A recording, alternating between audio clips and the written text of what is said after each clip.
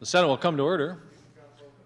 Leading us in prayer today is Father David Hussey of the Episcopal Diocese of South Dakota. He's from Pierre. Following the prayer, the Pledge of Allegiance will be led by Senate Page Layla Williams of Hill City High School. The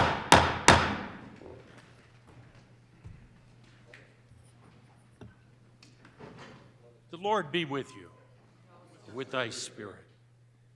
Eternal God, in whose perfect kingdom no sword is drawn, but the sword of righteousness, no strength known, but the strength of love.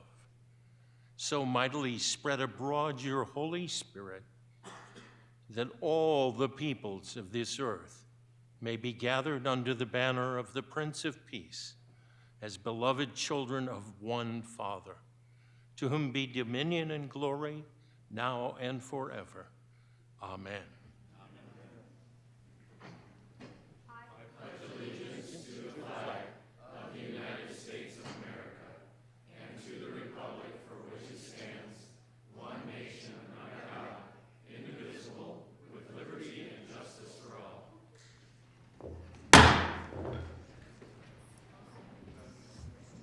The Secretary will call the roll.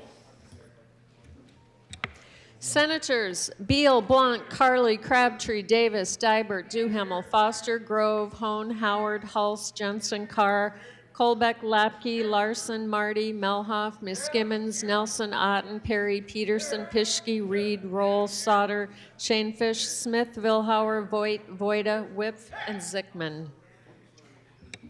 Mr. President, we have a quorum. Approval of the journal. Mr. President, the Committee on Legislative Procedure reports that the Secretary of the Senate has had under consideration the Senate Journal of the 32nd day. All errors, typographical or otherwise, are duly marked in the temporary journal for correction, and we hereby move adoption of the report. Submitted, Chris Carr, Chair. That has been moved and seconded. Is there any discussion? Seeing none, those in favor say aye. Aye. Opposed, nay. That carries. Ladies and gentlemen, at this time we're going to introduce the Doctor of the Day, if he would stand. Today's Doctor of the Day is Dr. Eric Tao. He is a board-certified pediatric cardiologist. Seems kind of overqualified to be Doctor of the Day. And practices at Avera McKinnon Hospital, Pediatric Specialty Clinic in Sioux Falls. Dr. Tao received his medical degree from the University of Missouri at Columbia and his residency in pediatrics at the University of Missouri, followed by a fellowship in pediatric cardiology at Mayo Clinic. He is a member of the State Medical Association. Let's thank him for being here today.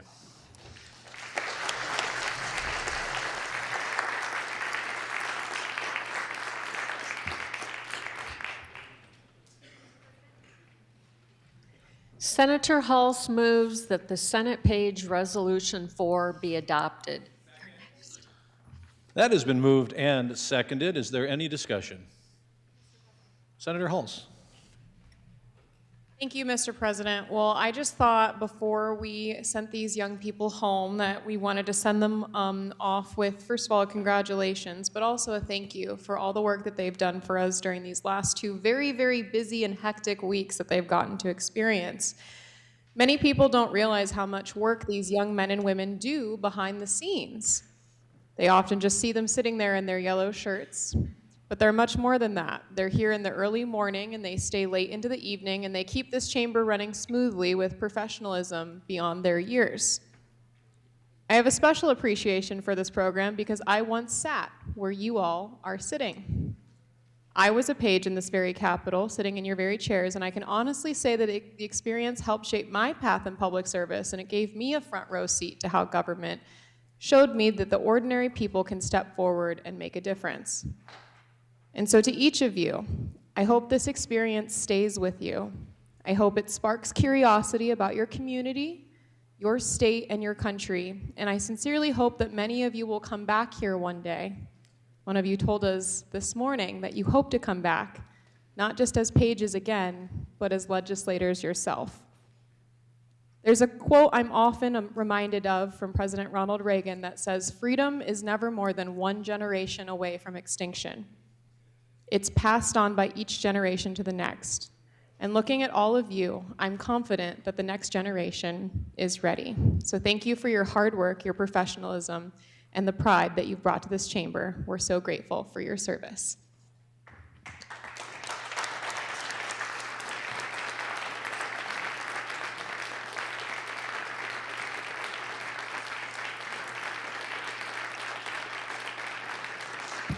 Mr. President. Any further remarks on the motion? Mr. President. Senator Smith. Thank you very much, Mr. President. Well, I too thank you from the bottom of our hearts back here on the efforts and work that you put into helping us here and helping the state of South Dakota. You came to Pierre thinking one thing probably about what government is, and you're leaving thinking hopefully something different because you've grown through this process, I hope. But one thing I want you to take away, and as you watch whatever channel it is that you watch on TV, it doesn't really matter, you see lots of dysfunction in government. And you probably even see some of that here, and different things that happen. But what I really want you to focus on is the fact that we still all talk to each other. We still all try to do what we believe is best for our communities. And we understand that it's those relationships that we have here in this building and in this state that really help us come together to do the very best we can for the people of South Dakota. Now, oftentimes I've told people when they say, how can you be in such a minority party and how do you do that? And I said, so often the disagreements we have aren't partisan. They're urban or rural, or they're West River, East River, or they're north or south, or they're all these different things. But oftentimes, I hope you've also seen that we have so much more that we agree on than we disagree on. And as you watched our votes go across the floor, that was quite evident to you, I think, and maybe a surprise to some of you to see that in action here. Remember where you come from, because you folks have all shared with us your hopes and dreams about what it is that you're going to do. And a lot of you said, I'm going to go here or I'm going to go there, and that's fabulous. I want you to, and I want you to go be the best at whatever you do. You come from a special place. You come from South Dakota. And I want you to take that and wear that, being proud to be from South Dakota, a place where relationships still matter, where we can agree without being disagreeable, and we can work together to try to better our state, our people, and our communities. You are the future. I'm excited for us, and you give me hope. Thank you.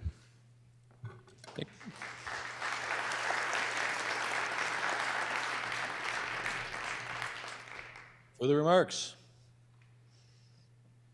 Seeing no further remarks, the question, Senator Hulse, did you want a rebuttal? Okay, just check. The question before the Senate is Senator Hulse's motion to adopt Senate Page Resolution 4. This is a roll call vote. When your name is called, those in favor vote aye, those opposed nay. The Secretary will call the roll. Senators Beal excused, Blanc, Carly, Crabtree, Davis, Dybert, Duhamel, Foster, Grove, Hone, Howard, Hulse, Jensen, Carr, Colbeck, Lapke, Larson, Marty, Melhoff, Miss Skimmons, Nelson, Otten, Perry, Peterson, Pischke, Reed, Roll, Sauter, Shanefish, Smith, Vilhauer, Voigt, Voida, Whip, Zickman, Otten. Mr. President, we have 33 yeas, 1 excused. So that motion having received an affirmative vote of a majority of the members elect, the President declares the motion adopted. I think we have certificates to hand out now. Let's do that now.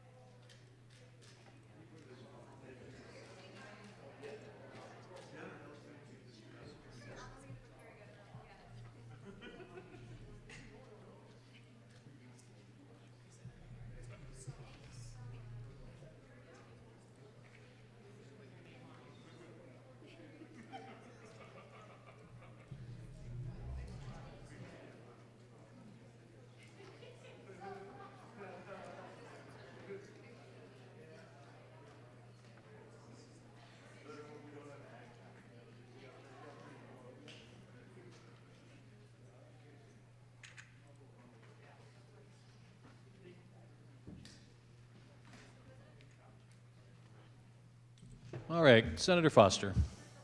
Granted. Thank you. Today we welcome the candidates for the South Dakota Youth of the Year from the Boys and Girls Club in Sioux Falls, Pierre, Wagner, Flandreau, and Mission. Boys and Girls Clubs provide a safe and positive environment for young people to learn, grow, and become productive adults. Across South Dakota, there are 60 clubs serving more than 1,800 youth ages 5 to 18. The Youth of the Year program is the South Dakota Boys and Girls Club premier recognition platform designed to promote and recognize service to clubs and community, academic performance, and contributions to family. Congratulations to the tremendous success of these young adults, and welcome to the South Dakota Senate. Please join me in welcoming them. Welcome.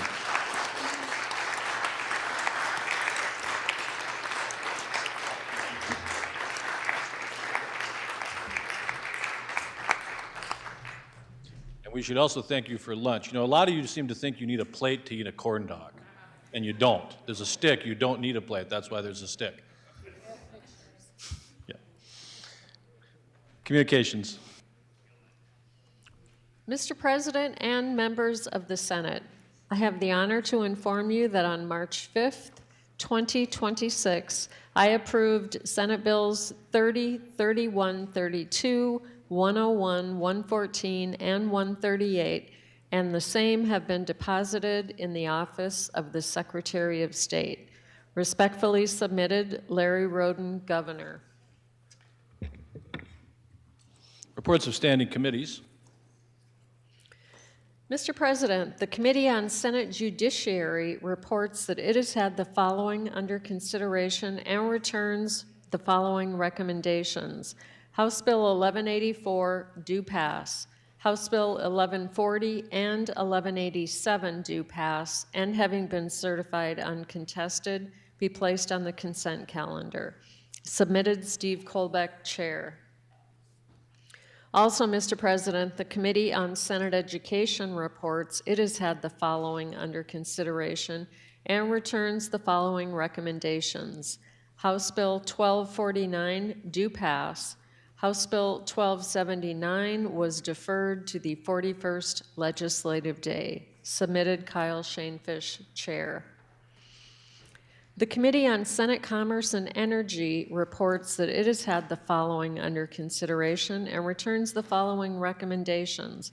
House Bill 1038 be amended and do pass.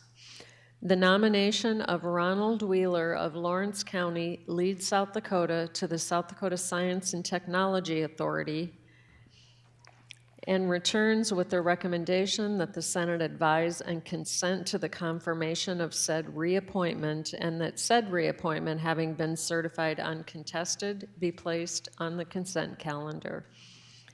Also, the nomination of Quentin Riggins of Pennington County, Rapid City, South Dakota, to the South Dakota Ellsworth Development Authority, and returns the recommendation that the Senate advise and consent to the confirmation of this reappointment, and that this reappointment, having been certified as uncontested, be placed on the consent calendar.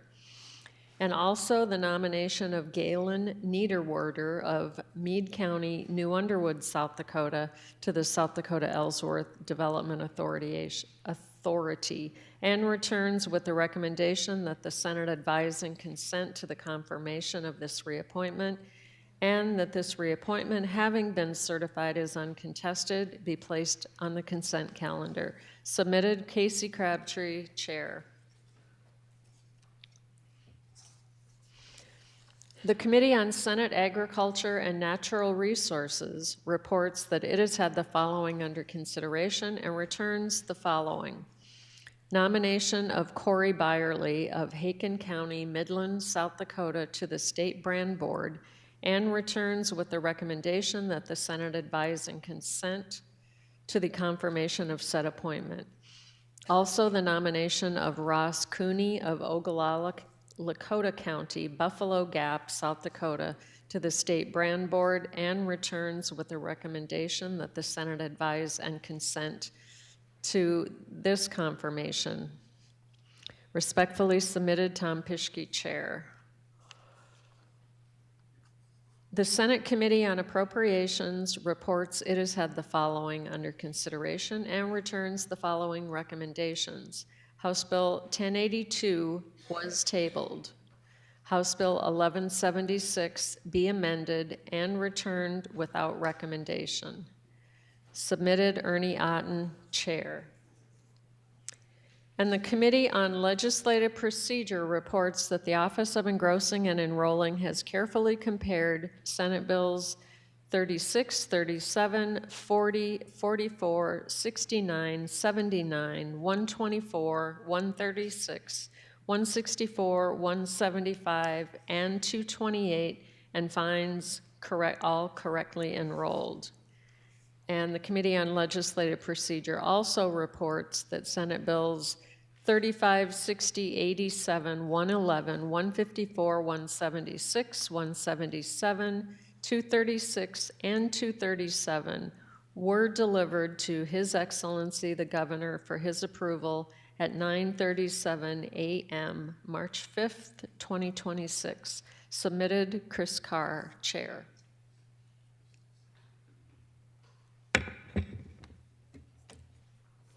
Messages. Mr. President, I have the honor to return herewith Senate Bills 37, 40, 44, 69, 79, 124, 136, 151, 175, and 228, which have all passed the House without change. I also have the honor to return Senate Bill 49, which has been amended by the House, and your concurrence in the amendments is requested. I have the honor to inform you that Senate Bill 125 was tabled.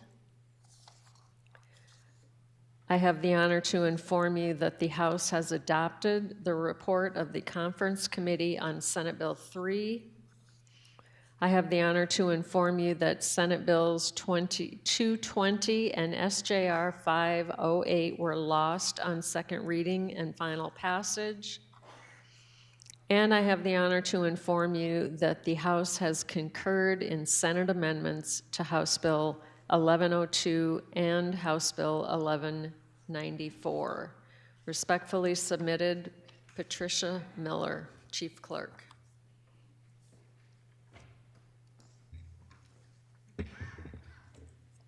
Motions and resolutions. Senator Melhoff moves that House Bills 1134, 1135, 1302, and 1303 be deferred to Monday, March 9th, the 34th legislative day. That has been moved and seconded. Is there any discussion? Seeing none, those in favor say aye. Aye. Opposed, nay. That carries. Senator Carr moves that the Senate do concur in House amendments to Senate Bill 15. It has been moved by Senator Carr and seconded that the Senate do concur in House amendments to Senate Bill 15. Are there any remarks? Senator Carr. Well, thank you, Mr. President and my fellow senators. This is the bill. It was so long ago, it feels like it was last session. But at the beginning, we talked about creating a task force that came out of this last year's summer study and what's an ongoing oversight committee regarding developmentally disabled and finding efficiencies in that system. There's some of the undertakings that are going to be long-term. However, we believe that an appropriate amount of time, hopefully, we can achieve what we need in the next few years. So what this amendment did in the House was put a sunset of 4 years on this ongoing committee, and I'm hoping that that will take care of the concerns, and so I'm asking you to concur. Thank you. Thank you. Further remarks on the motion to concur? Seeing no further remarks, this is a roll call vote. When your name is called, those in favor vote aye, those opposed nay. The Secretary will call the roll. Senators Beal, excused, Blanc, Carley, Crabtree, Davis, Dibert, Duhamel, Foster, Grove, Hone, Howard, Hulse, Jensen, Carr, Colbeck, Lapke, Larson, Marty, Melhoff, Miskimmons, Nelson, Otten, Perry, Peterson, Pischke, Reed, Roll, Sauter, Shanefish, Smith, Vilhauer, Voigt, Voida, Whip, Sickman. Mr.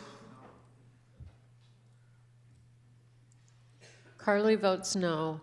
Mr. President, we have 33 yeas, 1 nay, 1 excused. So that motion, having received an affirmative vote of a majority of the members elect, the president declares the motion carried and the amendments are concurred in.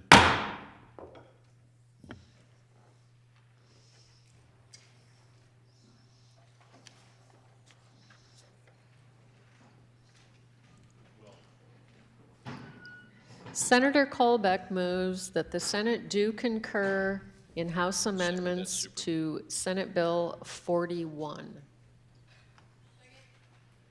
It's been moved by Senator Colbeck and seconded that the Senate do concur in House amendments to Senate Bill 41. Are there any remarks? Senator Colbeck. Thank you, Mr. President. This is just an Attorney General's bill. They made a small modification over on the House side, and the Attorney General has asked us to concur. Thank you. Thank you. Further remarks? Seeing no further remarks, the question before the Senate is the motion to concur in House amendments to Senate Bill 41. This is a roll call vote. When your name is called, those in favor vote aye, those opposed nay. The Secretary will call the roll. Senators Beal excused, Blanc, Carly, Crabtree, Davis, Dybert, Duhamel, Foster, Grove, Hone, Howard, Hulse, Jensen, Carr, Colbeck, Lapke, Larson, Marty, Melhoff, Miskimmons, Nelson, Otten, Perry, Peterson, Pischke, Reed, Roll, Sauter, Shanefish, Smith, Vilhauer, Voigt, Voida, Whip, Sickman. Mr. President, we have 34 yeas with 1 excused. So that motion, having received an affirmative vote of a majority of the members elect, the president declares the motion carried and the amendments are concurred in.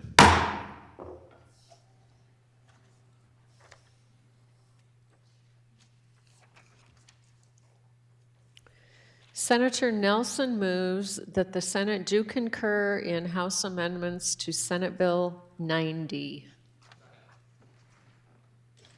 That has been moved by Senator Nelson and seconded to concur in the House amendments to Senate Bill 90. Are there any remarks? Senator Nelson.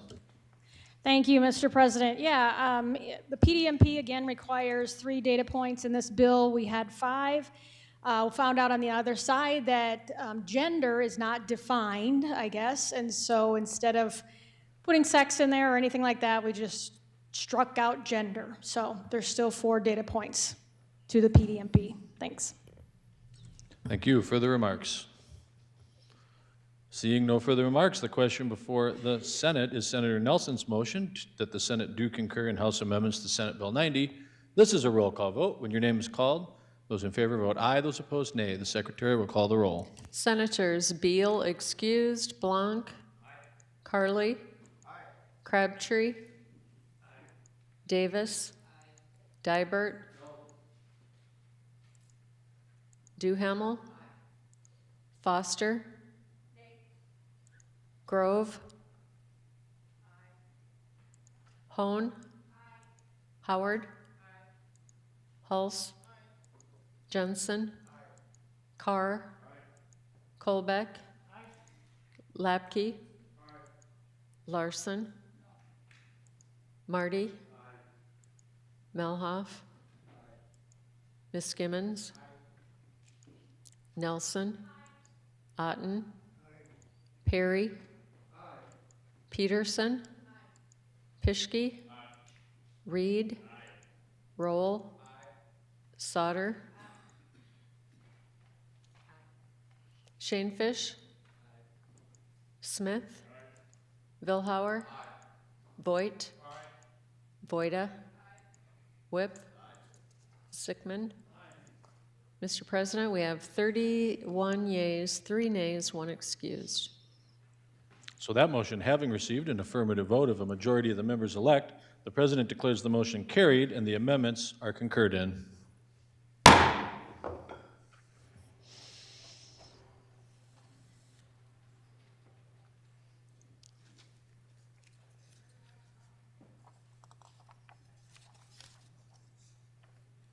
Senator Zickman moves that the Senate do concur in House amendments to Senate Bill 131.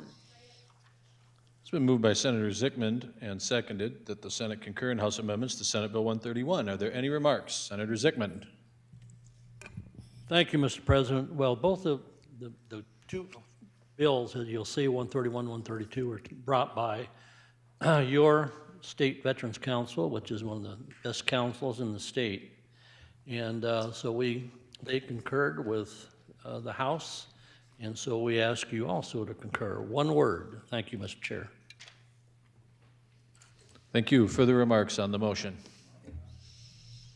Seeing no further remarks, the question before the Senate is Senator Zickman's motion that the Senate do concur in House amendments on Senate Bill 131.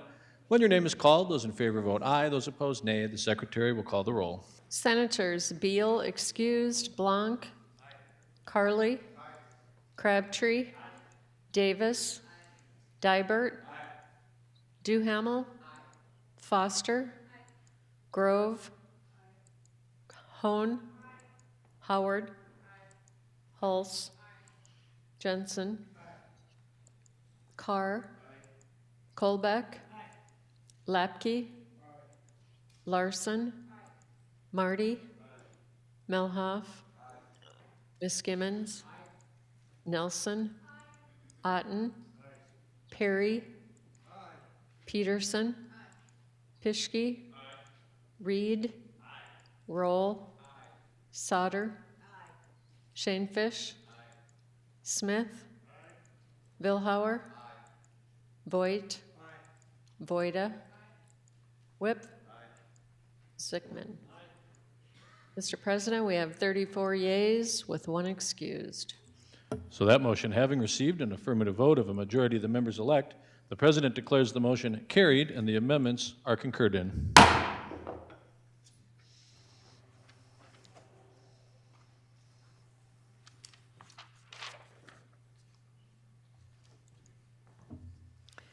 Senator Zickman moves that the Senate do concur in House amendments to Senate Bill 132. That has been moved by Senator Zickman and seconded to concur in House amendments on Senate Bill 132. Are there any remarks? Senator Zickman. Thank you, Mr. President.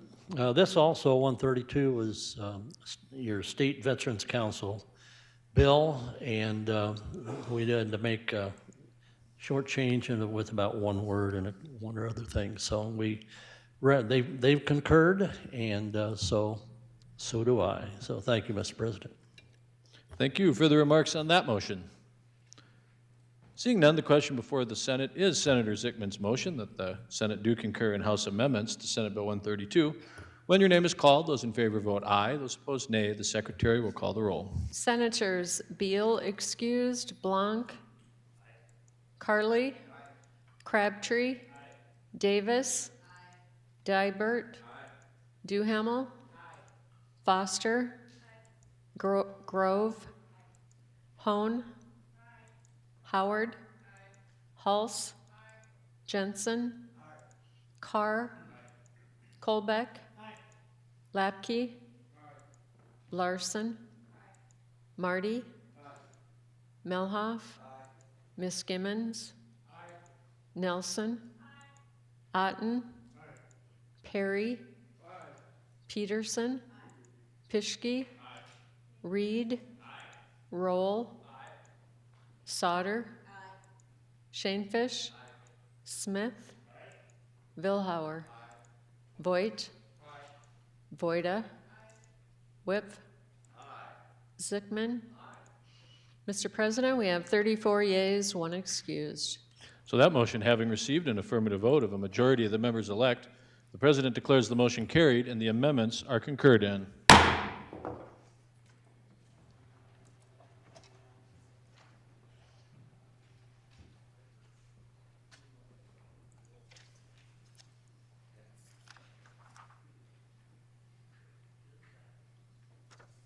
Senator Peterson moves that the Senate do concur in House amendments to Senate Bill 214. That has been moved by Senator Peterson and seconded that the Senate do concur in House amendments to Senate Bill 214. Are there any remarks? Senator Peterson. Thank you, Mr. President, members of the Senate.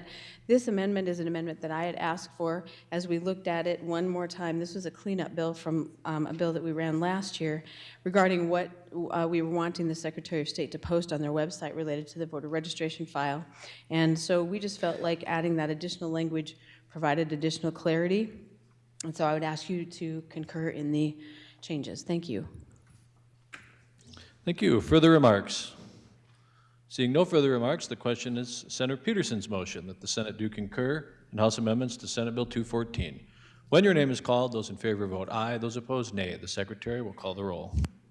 Senators Beal excused, Blanc, Carley, Crabtree, Davis, Dybert, Duhamel, Foster, Grove, Hone, Howard, Hulse, Jensen, Carr, Colbeck, Lapke, Larson, Marty, Melhoff, Miss Gimmons, Nelson, Otten, Perry, Peterson, Pischke, Reed, Roll, Sauter, Shanefish, Smith, Vilhauer, Voigt, Voida, Whip, Zickman. Mr. President, we have 34 yeas, 1 excused. So that motion having received an affirmative vote of a majority of the members elect, the President declares the motion carried and the amendments concurred in.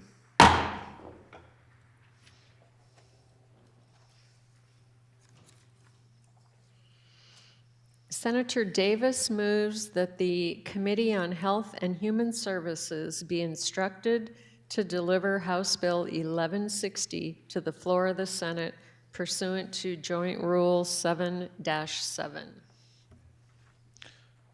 Is there a second? Second. The motion is Senator Davis's motion that the Committee on Health and Human Services be instructed to deliver House Bill 1160 to the floor pursuant to Joint Rule 7-7. That is the smokeout rule. Are there any remarks, Senator Davis? Thank you, Mr. President. I'll keep it brief. We had a lively debate, and I think this is a bill that the body would have an interest in having the discussion down here. Thank you. Thank you. Further remarks on that motion, Senator Jensen. Thank you, Mr. President. I'm going to ask you to resist this motion. It had an ample and fair meeting. We let everybody talk. We had 2 proponents. One, the House Prime, and the other was an attorney from one of the marijuana dispensaries. We had 7 people testify at length in the room as to why, and 1 remote. We also have a letter here. I won't get into that, but I have a letter from the Secretary of Health praising some of the work of the committee. And I just think this is. They had more than a fair hearing. I urge you to not carry this on any further. Thank you. Thank you. Further remarks on the motion? All right, pursuant to Rule 7-7, this motion requires 12 senators to support. Is she supported? She is supported. Rather, the motion is supported.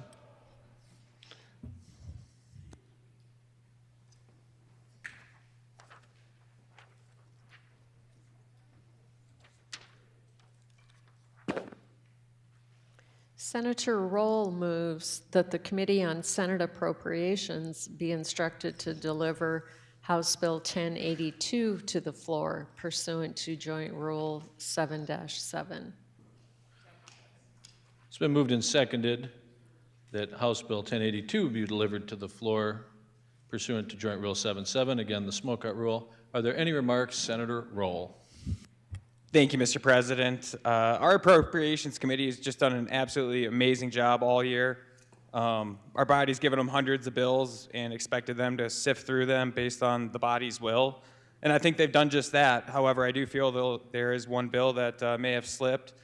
And I don't put any fault on the committee for that. I think we as the body probably should have done more to transmit our wishes. However, I do believe our body does have the support for this bill, and I'd ask the floor to support the motion so we can get this scheduled and have a real debate on the merits of the bill. Thank you. Further remarks on that motion? All right, seeing no further remarks, again, this takes 12 senators to support. Is he supported? The motion is supported.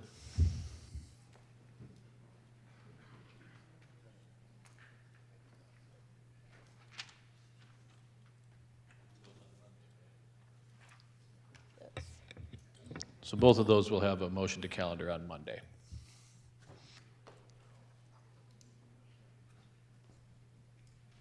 Consideration of committee reports. Senator Melhoff moves that the reports of the standing committees on local government on House Bill 1320, taxation on House Bills 1241 and 1253, State Affairs on House Bills 1215, 1274, and 1323, all of this in the Senate Journal be adopted. That has been moved and seconded. Is there any discussion? Seeing none, all those in favor say aye. Aye. Opposed, nay. That carries. The consent calendar.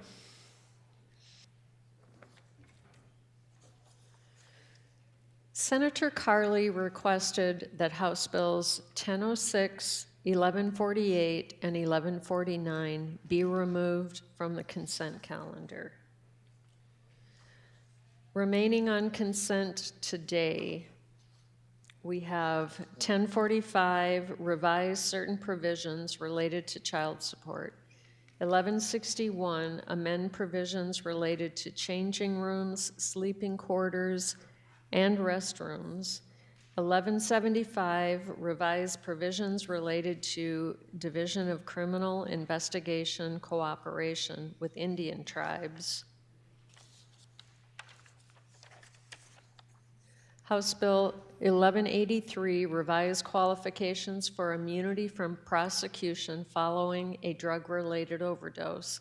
House Bill 1232, establish principles for a state agency to consider when formulating or implementing a program that has the potential of affecting tribal members on a reservation.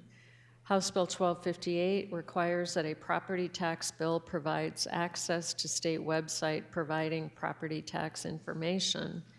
House Bill 1280, increase penalties for the operation of drones over certain facilities and to provide for mitigation techniques and countermeasures.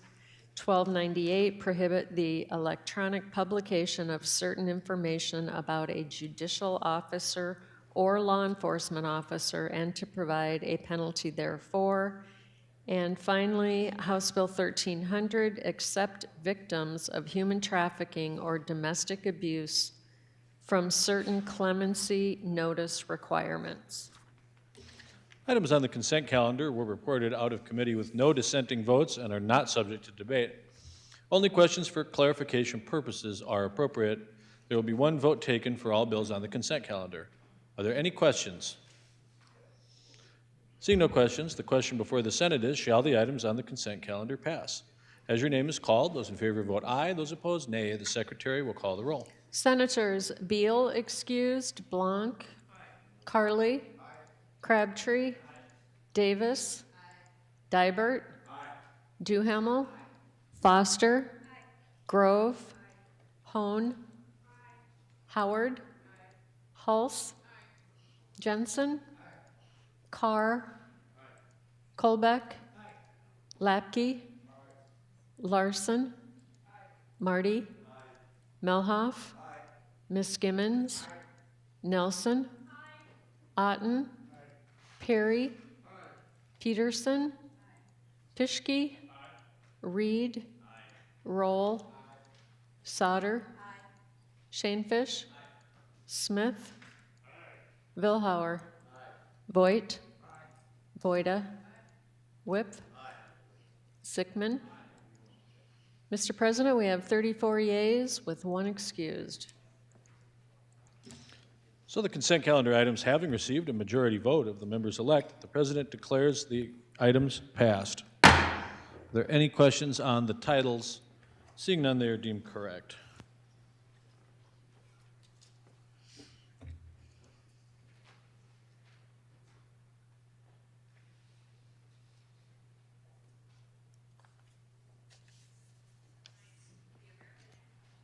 Second reading of House bills. House Bill 1040, an act to revise the child support obligation schedule.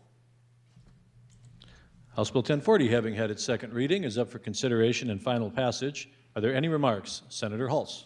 Thank you, Mr. President.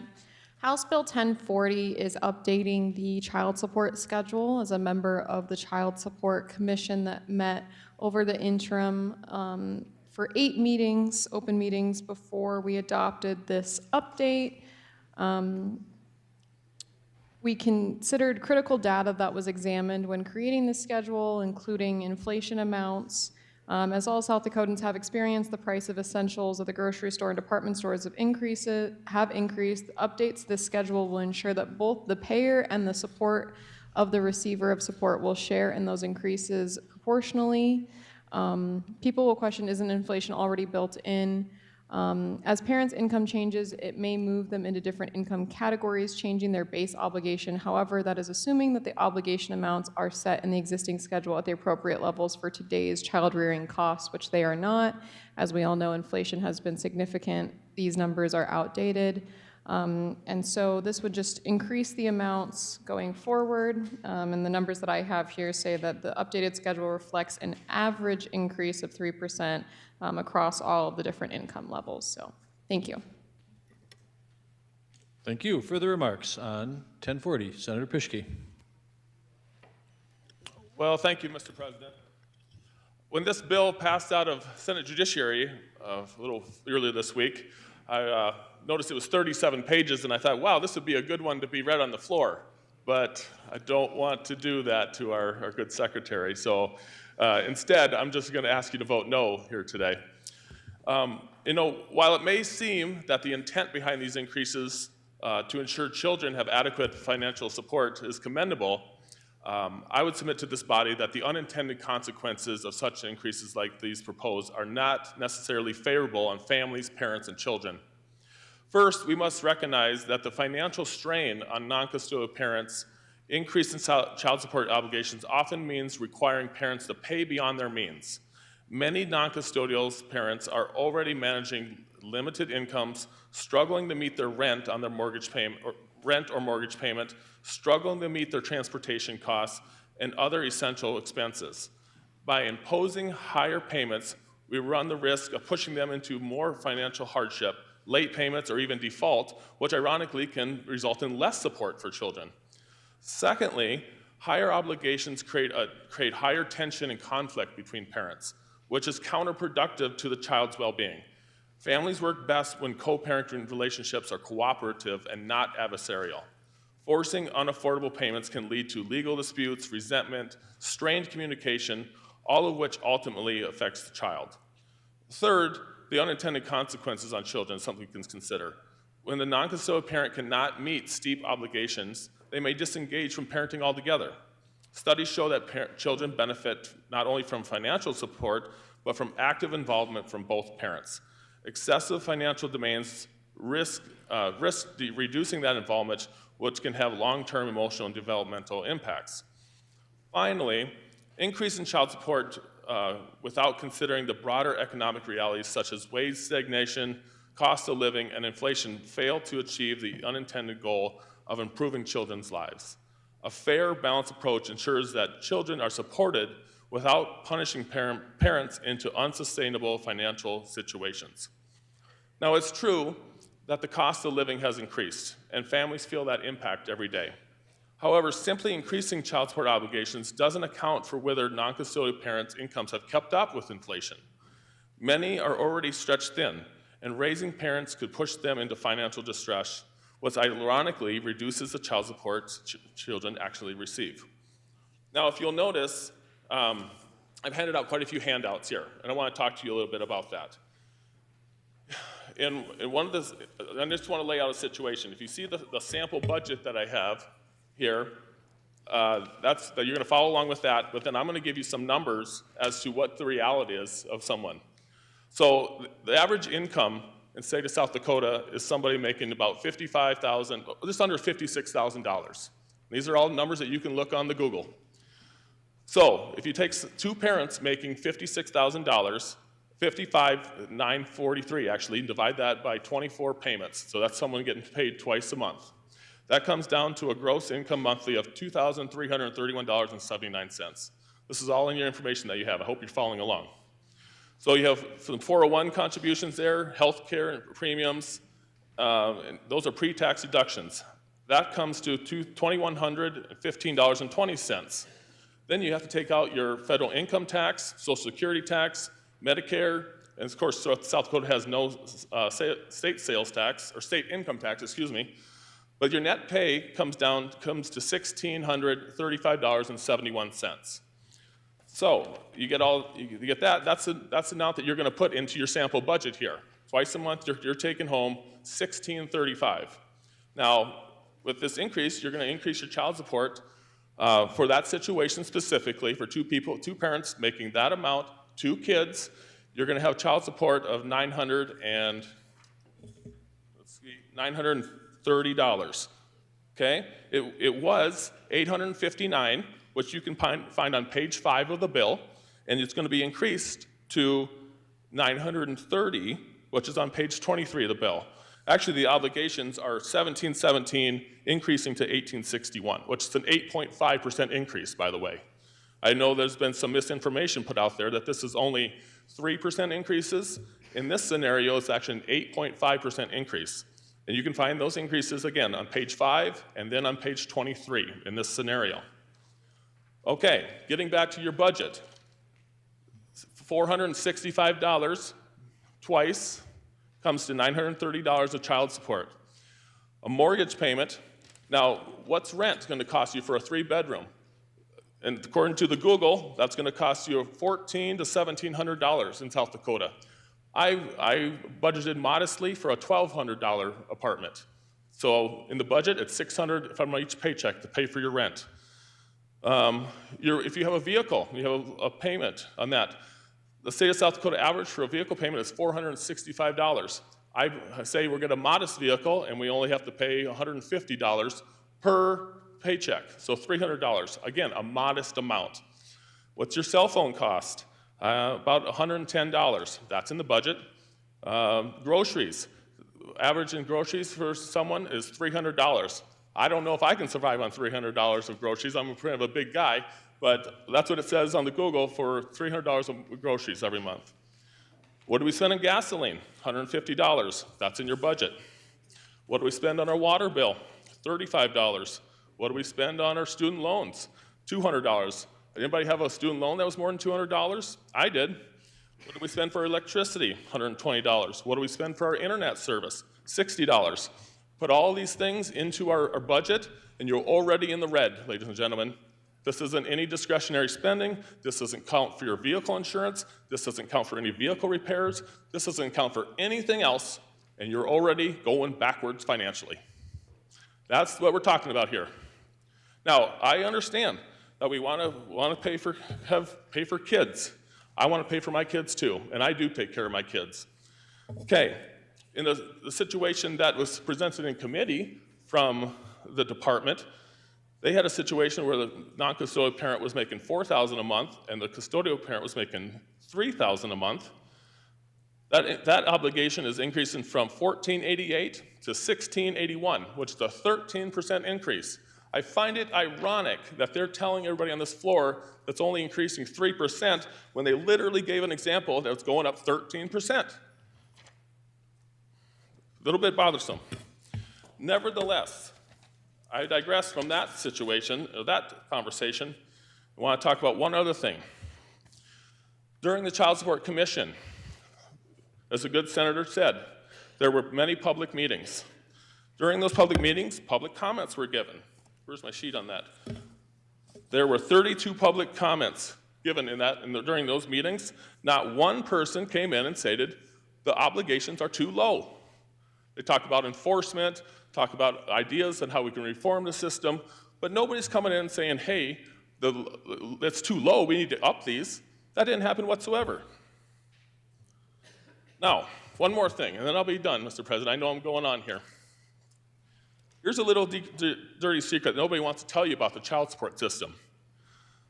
Our state is tied to Title IV, Part D of the Social Security Act. Title IV, Part D created the Federal State Child Support Enforcement Partnership. Under this system, states receive federal reimbursement for a large share of their administration costs, additional incentive payments based on performance metrics, and they have incentives tied to how much child support they collect. And that last point is critical here. The more a state collects in child support, the more federal incentive funding it receives. Let me say that again. The more the state collects, the more free money it gets from the federal government. That means the state is federally incentivized to collect more and more and more money so they can receive more and more and more federal money.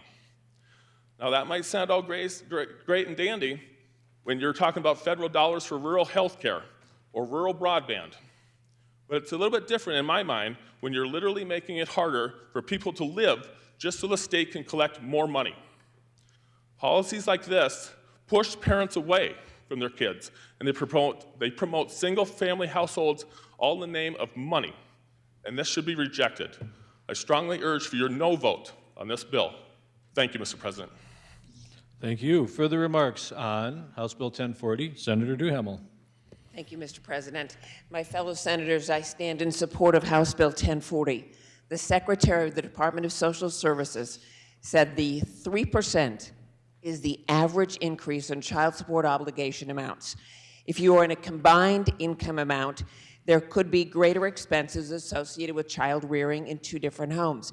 But even then, if you found a scenario with a 10% increase, that would be a shared obligation, with the custodial parent bearing a proportional share of the obligation.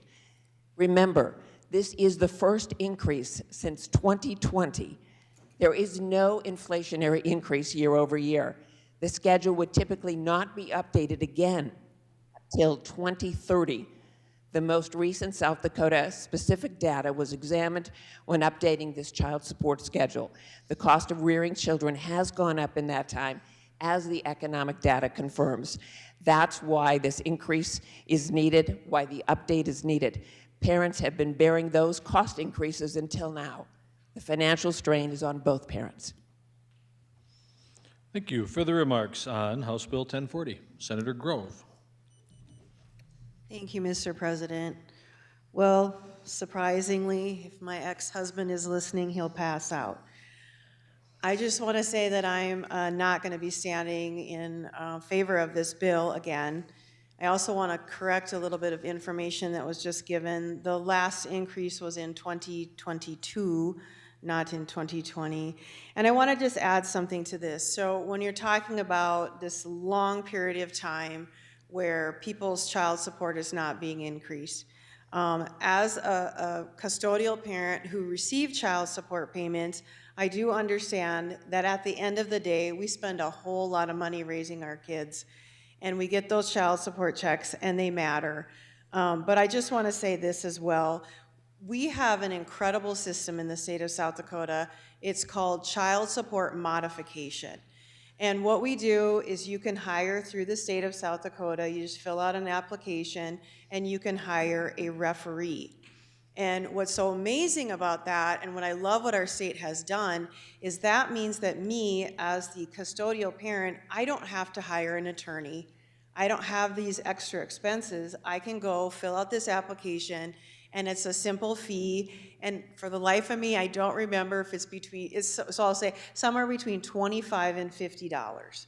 So I pay that into the state. If I can't afford it, they actually forgive it.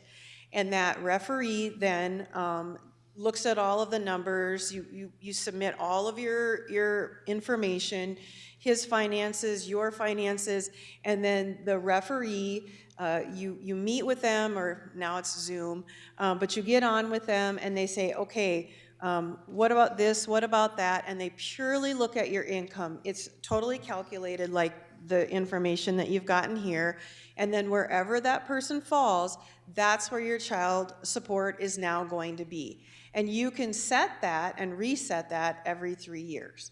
So if you see as, that custodial parent, you're looking at him and you're like, you are living high on the hog, you can submit this paperwork, have the referee come in, they look at it and they say, yeah, they are, and they increase your child support. And quite honestly, it might be more than what's suggested in here.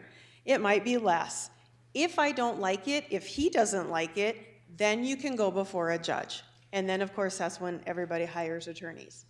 So hopefully, you can just be satisfied with the amount. My biggest problem with this, even as someone who received child support, is the fact that there is literally no way to budget for this. If this is the fault of the state of South Dakota, if we're only meeting every 4 years, and then we're gonna slam on a big increase, that's not the fault of the custodial parent or the non-custodial parent. There should be a regular increase that occurs. And I don't know what it should be, 1%, 2%, 3%, but goodness sakes, 13% or 5.5%, I don't know anybody that got that big of a raise. So I'm just saying, I think that there's a better way to do this. I think that we need to reform our laws, amend how child support increases, but I don't think it should be in big, huge chunks. And again, I just want to put you at ease and say, there's modification. If a person feels like they're not getting paid enough, they can modify their child support. Thank you. Thank you. Further remarks? Senator Hulsing, closing. Thank you, Mr. President. Well, I just want to share a couple different things. So the reason why we only look at this so many years is because sometimes throughout the process, there haven't been any updates. So in 2005, there were no updates to the schedule, and in 2013, there were no updates to the schedule. And actually, I found it really interesting. One of the reasons why we had an extra meeting this year on the commission was because we were waiting for economic data to come in to make sure that we were hopefully doing the right thing as updated as possible to get that extra economic data. So you can't do it every single year because there's not enough time to get the data. As we all know, sometimes we have to wait to get that compiled. And so I'm just gonna share a couple other statistics really quick right before you make your vote, just to put your mind at ease a little bit. Published economic data shows that costs increased 15.6% from July of 2021. And the good senator from Brule is correct that this was updated last in 2022. But again, costs increased 15.6% from July of 2021. And that's considering the Midwest region. That's not nationwide, that's in the Midwest. Food and housing costs have increased. Food has increased by 21% and housing by 19.7% over the same period. The updated schedule reflects an average increase of 5% among parents whose incomes are more than the minimum wage earnings at 35 hours per week. But again, overall, it's a 3% increase average over all the different income levels, considering all the different amounts. Thank you very much. Thank you. Seeing no further remarks, the question before the Senate is final passage of House Bill 1040. When your name is called, those in favor vote aye, those opposed nay. The Secretary will call the roll. Senators Beal, excused. Blanc? No. Carly? No. Crabtree? Aye. Davis? Aye. Dibert? No.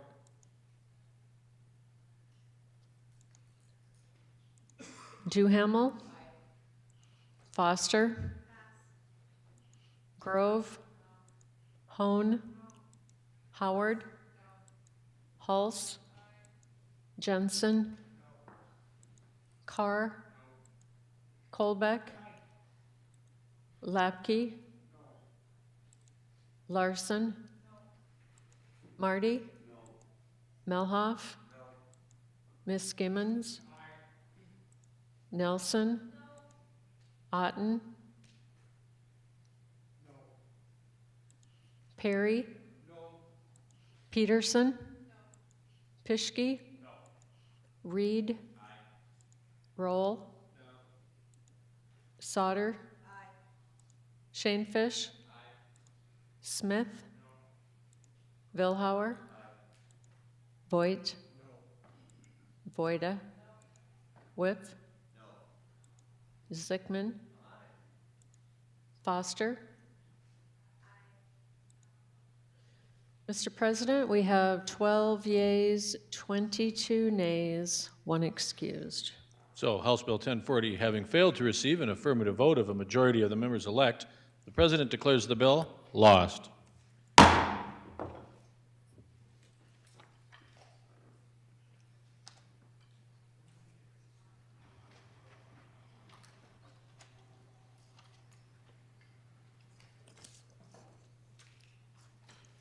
House Bill 1108, an act to require the sealing of court files upon dismissal or denial of a petition for a protection order.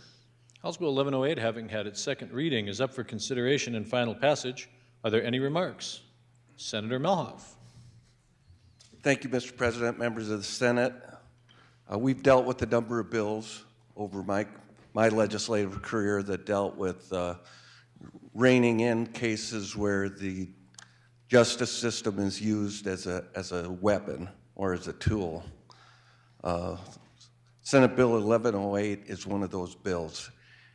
And it requires that if a person files a protection order against another person and then fails to show up at the hearing and there's no hearing held, or if the court dismisses the petition order after finding that there was no basis for filing the order at all, or that it was done with malicious intent, in those cases, those files are sealed, and then the court is required to alert law enforcement that those files were sealed, and law enforcement has to take the records that are associated with that filing and make them non-public.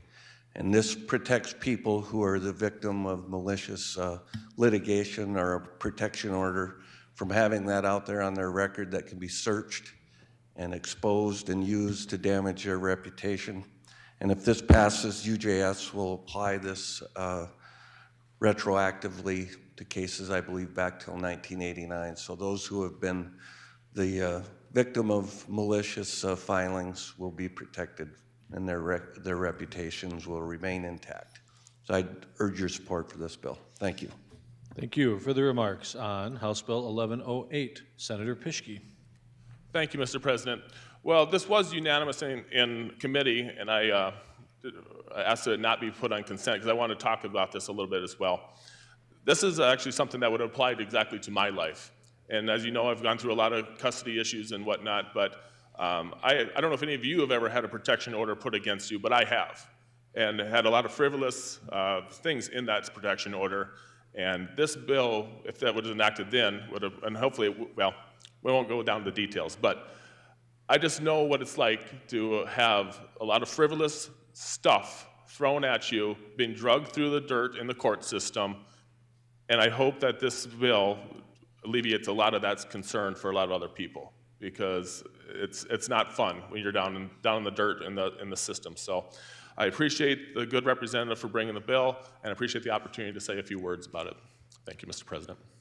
Thank you. Further remarks? Senator Cartley. Yeah, a question for the Prime. State your question. Yeah, I was just wondering, when this gets sealed, does it also seal the perpetrators of those false accusations? Senator Melhoff, do you wish to respond? Well, I will respond that I am not certain if it does. I think this is designed to protect the victim, the person who has the filing placed against them. So I would imagine anything associated with the person filing would also be sealed as well. Thank you. Further remarks, Senator Carley? Thank you, Mr. Chair. Yeah, again, I see the benefit of sealing that on one hand, but if there's people perpetrating this over and over and over, to have that hidden would be a little bit of a concern because you want to see these people doing these false accusations. But anyway, thanks for the info on that. Thank you. Thank you. Further remarks? Seeing no further remarks, the question before the Senate is final passage of House Bill 1108. When your name is called, those in favor vote aye, those opposed nay. The Secretary will call the roll. Senators Beal excused, Blanc, Carley, Crabtree, Davis, Dybert, Duhamel, Foster, Grove, Hone, Howard, Hulse, Jensen, Carr, Colbeck, Lapke, Larson, Marty, Melhoff, Miss Gimmons, Nelson, Otten, Perry, Peterson, Fischke, Reed, Roll, Sauter, Shanefish, Smith, Vilhauer, Voigt, Voida, Whip, Zickman. Mr. President, we have 34 yeas, 1 excused. So House Bill 1108, having received an affirmative vote of a majority of the members elect, the President declares the bill passed. Are there any questions on the title? Seeing none, it is deemed correct. Senator Pischke. Thank you, Mr. President. Personal privilege, please. Granted. Thank you. Well, after I got done talking about a couple issues that are really near and dear to my heart, I just want to take a moment here to recognize Senate Commemoration 825, which is celebrating the life and legacy of my good friend Casey Wilson, who passed away this last summer in a terrible accident on the interstate. And I just want to read a couple things from there, and I'm going to ask for a moment of silence. Casey was a beloved husband and a father to Eileen, Landry, Breck, and Breyer. I know him very personally. He was a friend of mine, a constituent from Flandreau. He was a professional member of the Rodeo Cowboys Association. He loved rodeo. He was a member of the Oglala Sioux tribe. He was a skilled farrier, a craftsman, a musician, and a businessman. He had a deep appreciation for people and places. You never found a person that Casey didn't love and was willing to have a conversation with. And he was instrumental in 2013 and 2014 in actually putting forth as shared parenting as a possibility in the state of South Dakota. He passed the very laws that I talk about each and every year. And so when I was getting ready to run for the legislature and asking for advice, he was somebody that I went to and talked to very first.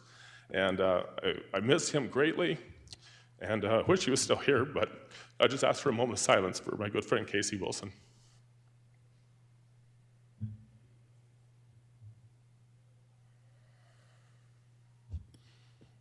Thank you, Mr. President. Thank you.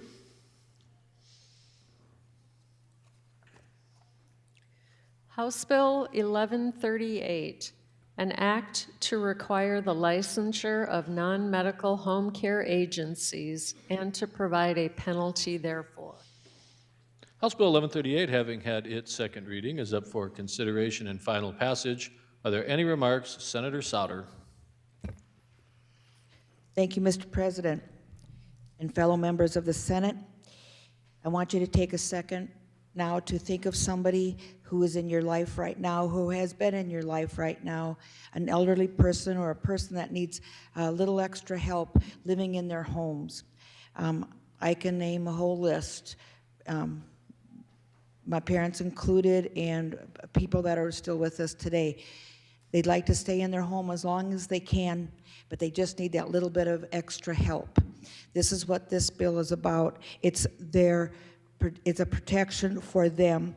It's a common sense consumer protection bill addressing non-medical home care services in our state. This bill actually originated from a very tragic situation involving a constituent in District 7. In that case, a woman living independently and experiencing the early stages of dementia was taken advantage of by a very bad actor. The financial exploitation became so severe that it took her family nearly a year to unwind the damage and restore her estate through the courts. That experience raised an important question. How can we better protect vulnerable individuals like this who are receiving care inside their homes? Today in South Dakota, non-medical home care agencies have no regulation. Many of the families that employ these people don't just assume that there are, but there are not. They can operate without licensure, without training standards, or background checks, even though their employees are often entering private residences to assist seniors and vulnerable adults with daily living activities such as dressing, showering, toileting, etc. This bill, House Bill 1138, simply establishes basic guardrails. The bill requires agencies, these private agencies, to be licensed by requiring proof of 8 hours of caregiver training, completion of background checks performed by the DCI, and submission of an attestation to that effect to the Department of Health. These are reasonable protections that many families, again, assume already exist. So let's see what this looks like in practice. The home care agencies will ensure that they have the proper liability insurance, which many already do, that their staff, including the owner of the agency, has been vetted through a background check, again, conducted by the DCI, and completed 8 hours of training including how to care for a person in the early stages of dementia, of Alzheimer's, maybe with beginning physical issues. Then they complete this attestation that has been completed and submit that to the state. The department then merely needs to record who has completed the requirement for licensure and follow up on any complaints. Should there be a complaint, the department would need to call the organization, confirm that they have complied with the licensure, and should the complaint continue or contain issues outside the scope of the licensure, the organization or families would then follow up with their local law enforcement agencies as needed. As our population continues to age, more South Dakotans want to remain safely in their homes. Supporting aging in place preserves dignity, it keeps families together, and is often far less expensive than institutional care. By establishing minimal standards and accountability, we help protect our senior and vulnerable population, reducing the risk of abuse or exploitation, and support a workforce families can trust. This bill does not create heavy regulatory structure. It was developed with a limited government lens, and the investigation in the bill is compliant-driven only. There are no routine survey requirements. The intent is simply to establish minimum safety standards without creating unnecessary red tape. You know, if we were discussing similar safety precautions for children, we wouldn't hesitate about this. They are the most vulnerable.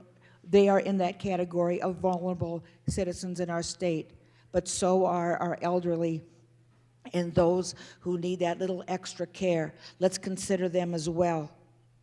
We should be willing to apply that same level of care and protection to that population as well. The heart of this bill is about safety, dignity, and thoughtful protections in order to care for those who cared for us. Our families are here. We are able to take care of some of our families, but there's others that we need the help too. Someone put a lot of us in that sandwich population. We're caring for our children, and we're also caring for our own parents. Sometimes we need that extra help to come into our families' homes, in our elderly's homes, just to help them out a little bit. There's criteria that has to be met, but these are basic guidelines to help our population. And for these reasons, I would appreciate your yes vote and support on this bill. Thank you. Thank you. Further remarks on House Bill 1138? Senator Jensen. Yes, thank you, and I don't disagree with most of what was just said. But think about this. This is non-medical care being asked to be supervised by the Department of Health, who manages health care. This bill belongs in Human Services because that's their function. Human Services already has an application process. Human Services already has a process that they can apply and become a provider. So now we're going to ask these people to be duly licensed or duly registered, once in the Department of Health, for doing things that have nothing to do with health. Absolutely, yeah, we want to have them help. But it's misplaced. Plus, there's a $100 application fee. And I'm just going to ask, does that require a 2/3 vote? I don't know. But there's a $100 application fee. And again, the department, this is outside. We had the Department of Health come in and testify at length with multiple items that they disagree with, that it should not be in their department. And every one of their arguments made perfect sense. I don't disagree with this bill. I just think it's misplaced. We should have put this in that if we pass this, the Department of Health is now going to have to do background checks and certify people, take the applications for non-medical issues. So I'd ask you to resist this. The intent is very, very well intended. I get that. But it's just in the wrong place. And if we put it in the Department of Health, we are going to add another level of licensure to a group. And there's a lot of these people that out there. And if it's just one person that does it as an individual, and I don't know, maybe somebody else address that, but please, it's a good bill, just in the wrong place. We should not put this in the Department of Health. Thank you. Thank you. Further remarks on House Bill 1138, Senator Reed. Thank you, Mr. President. So we heard this bill in Health and Human Services, and the Department of Health does not do the background checks. That's a responsibility of the company. So that's very important to point out here. But is it appropriate to be here? Is it appropriate to be there? We've got a time right now where we're an aging population. We spoke about before, we got the sandwich generation. We've got the baby boomers that have the money for these kind of services. They've built up good savings so they can stay in their home longer. And then we also have, which is just a fact of life, we're more spread out in this nation. And you find that a lot of the sons and daughters of these folks that need this help are further away. So we have to get going on this type of regulatory framework. Now, this is a very, very, very light touch. And over time, we might work on a way that it might be better done. I think this is going to be a recurring issue that we're going to have over time on how we make sure these folks can stay in their home. But we need to get started on this. We've already had a bad case in my district. And there's probably plenty out there that maybe we all don't know about here, but has happened. Maybe they'll never be found out that they happened. But the idea that a felon ended up doing work in a home of a person who had early dementia is very sad. That can happen. So I'd urge you to support this bill. Thank you. Further remarks, Senator Howard. Thank you, Mr. President. Well, I empathize with the people who have had bad experiences, but I would also say that this will not solve that problem. more regulation does not prevent bad actors. It just doesn't. And the arguments that we're hearing today are the same arguments that we hear when people want to restrict our First Amendment rights, they want to restrict our Second Amendment rights. So I'll say that again. More regulation does not prevent bad actors. There is nothing that prevents someone who needs these services or their family members from requiring that whoever they hire have a background check. They can do that. They can insist on that. There is nothing currently that prevents a business from voluntarily having a background check and being able to state that. And then you can verify that before you hire them. This will end up increasing the cost for the people who need these services. It's an unnecessary burden on the business, and it's going to be more of a burden on the people who require these services. We shouldn't be here imposing more regulation. We should be here seeking to lessen the regulation and lessen the red tape. So I would urge a no vote. Thank you. Further remarks, Senator Vilhauer. Thank you, Mr. President. This one hits close to home. Both my parents went down this road, suffered from dementia. My mother-in-law went down this road. Now my oldest sister is going down this very same road. And who knows, I may not be too far from going down that road myself. I like this bill because it puts some basic guardrails in place when the time comes for me to need these services. So I would encourage you to vote yes on this. Thank you. Thank you. Further remarks, Senator Wepf. Thank you, Mr. President. Now, I do agree, more regulation may not prevent bad actors, but background checks, which is actually what we're talking about here, identify potential bad actors. And that's really what this is about. And I think the good senator from Canton, the same thing that confused me at first on this was when they said the word agency. Usually when I hear agency, I think government. And in this case, for the purposes of this conversation, they're talking about an independent, private paid agency that places these home care people. It doesn't have to be health care. They can provide a list of services that's in the bill, any two of them, I think, if I remember right. And I guess the important piece, too, is so let's say the worst does happen and you ever end up in court, this independent agency can't say, well, we never knew about this because you attested to DHS that you did a background check, so you should have known. And so it at least, hopefully, will be a deterrent to some bad actors.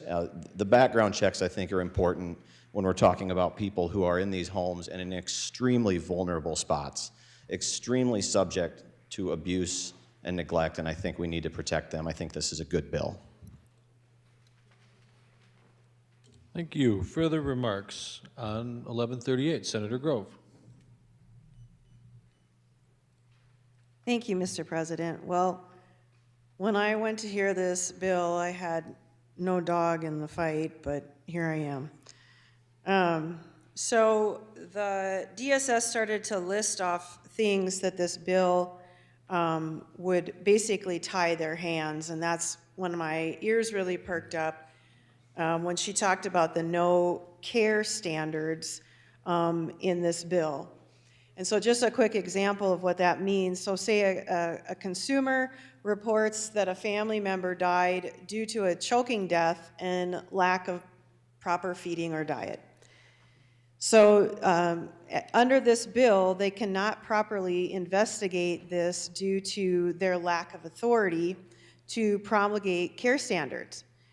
And so their authority is limited to making sure that this agency has done the background check, that it was good, that they completed the 8 hours of training, that they have liability insurance, and that they're licensed. They can review the client records and they can do all of that, but they can't go any further than that. So what this bill is doing, and I've listened to your stories as you're talking, it's giving you false security. So we're going to tie the hands of DSS or DHS or whoever we're putting this under. So these people are going to come in, and by the way, I just want this to be known, sadly in this situation, this felon that was in the home was a handyman, as stated by the prime sponsor on the House side. So this doesn't even cover that person. So we're talking about a completely different thing. So I just want to say, if I'm Big T's home care agency, I can run my own background check. Sure, it could go through DCI, but whatever, they're going to run the check and hand it to me. I'm going to click all of the boxes and say I've done all of these things. I'm going to properly file it, but that's going to be about it. DSS isn't going to be able to do anything about these events. We're removing all of their power. I also want to say something that I noticed as we were discussing this bill, and it frightens me very much, is the fact that CHRs, which are tribes, and CHWs, these are the health workers that we've talked a lot about this year with the Rural Health Initiative. So this is going to impact them. And so if you look, I think it's on page 1 of the bill, yeah, in section 1, page 1, it says non-medical home care services, which a CHR and a CHW would be, when they do these two things. So you just have to do two of the things, right? And somewhere in here is companionship, which is 1, housekeeping, oh, we're already at 2, meal preparation, and then they also, CHRs in Indian country, they take people to and fro to places. And so this is a very, very valuable service when you're on the Indian reservation, because a lot of our elders don't drive. And so they rely on the CHR to get them to half an hour away to Chamberlain for their doctor's appointment. And so we're hindering what the tribes are going to be able to do, and I think you have to do this $100 fee or whatever it is. I was told that they're not in here, they wouldn't be bothered by this, except DSS and DHS is telling me that CHRs and CHWs do not fall under Title 36, which is mentioned in here somewhere, so they will be impacted. So all I'm saying is I want to take care of elders too. I took care of my parents. I was the only one that stayed in South Dakota. So I did the exact same thing. I wanted the best for my family. I didn't want them to get hurt. But I think what's valuable here is that families get involved, just like you would if you took your kid to a daycare, and make sure that you know what's happening with your elders. Make sure that they're being well provided for. And other than that, I understand that maybe there needs to be some regulations, but I don't think that this bill is going to do what you think it's going to do. And so I think that it's not ready for prime time. I think that we send it away, not the 41st day or wherever we send it when we're on the floor, and try again next time. Thank you. Thank you. Further remarks on 1138, Senator Smith.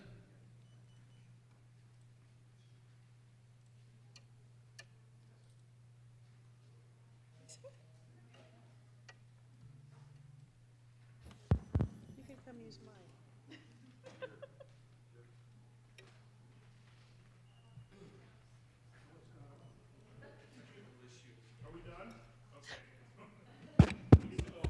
You can use my microphone. It won't go off. Thank you. We're all talking from right here the rest of the day. Well, thank you, Mr. President. I got to regroup now. I'm going to ask you to support this bill, and I'm going to ask you to support this bill for my Aunt Barb. Took us about 2 years to get her into the care that she's in now. I'm going to ask you to support this bill for my cousin Matthew, who had to work with his mother along those 2 years and trying to figure out what he could do best for his mother along the way. I'm going to ask you to vote for this bill for my friend Jack, who's kind of in the mid area of this disease. I want you to do it for my friend Dave. Sit next to him at church. I could go on and on and on down the list, and it's going to happen more and more. We were told about the aging population that we're dealing with. We've been told that this doesn't do what we hope it's going to do or doesn't do enough, and that might be right, it doesn't do enough yet, but it's a starting point. And at this point, I can tell you that at least starting with the background check, and this is what the Alzheimer's organization is asking us to do for these people that we all care about so deeply. And I know that even the opponents of this have agreed that caring for our elders is something we all care deeply about. But for those reasons, let's get this started, and please vote yes. Thank you. Further remarks on 1138? Further remarks?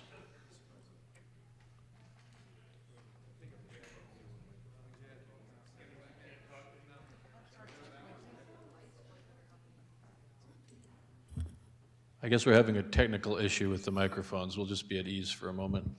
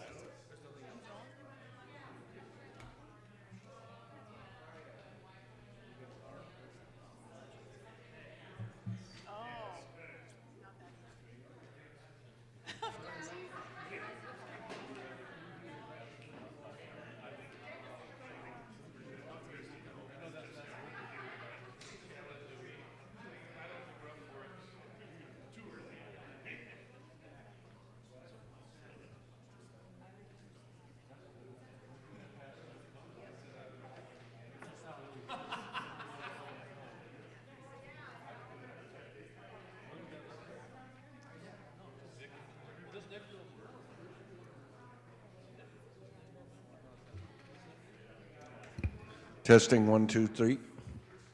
Mine is working now. Test.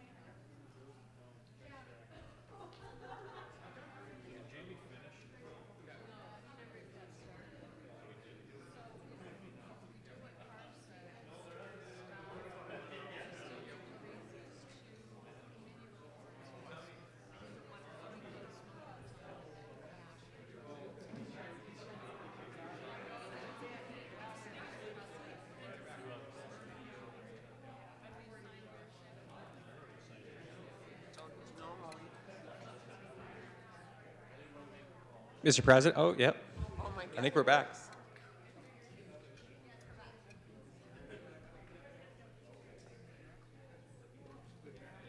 Yeah.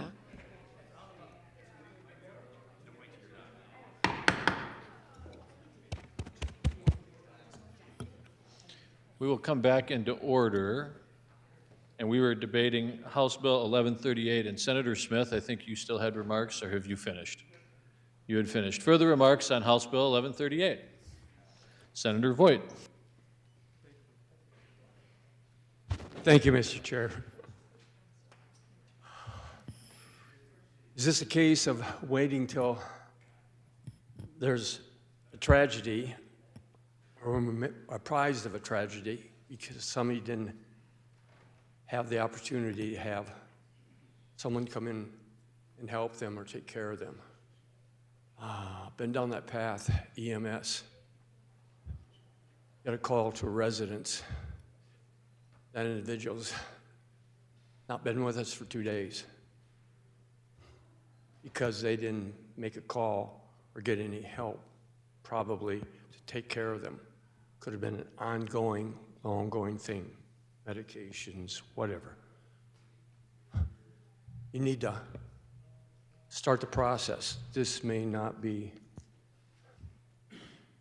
the Bible to it, but we need to start the process, at least the opportunity for those that are in a place in their lives where they need assistance. I agree. There's perhaps some things here that can be done to make more effective, not overlap or step on other entities' toes that we think perhaps have that responsibility. But we, as a body, need to do something and make them aware of it. We need to take care of our seniors, or at least give them an opportunity to have that assistance that they need to finish this life that they've been given.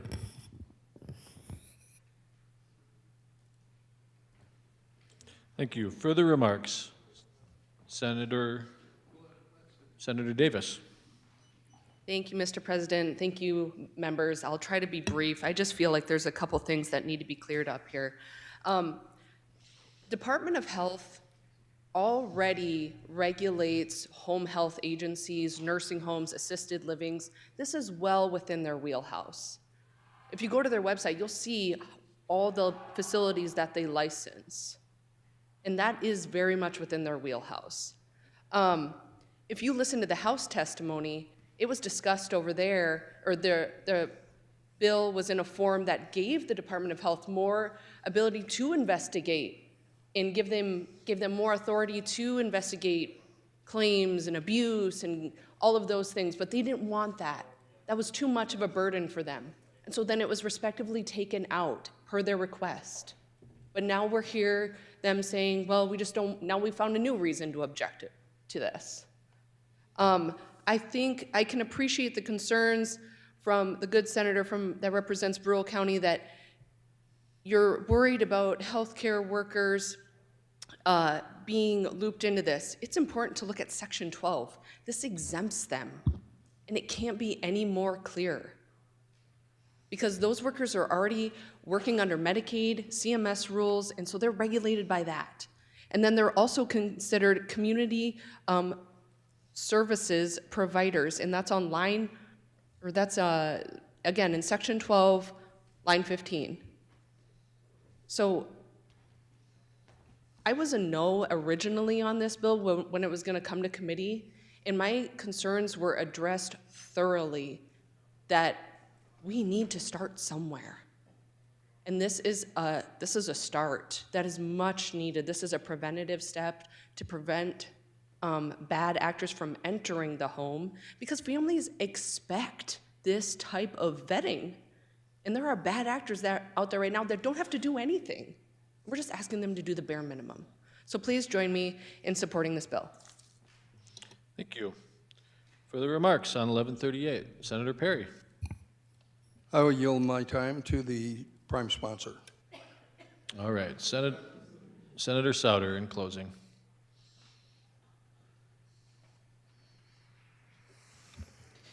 Thank you.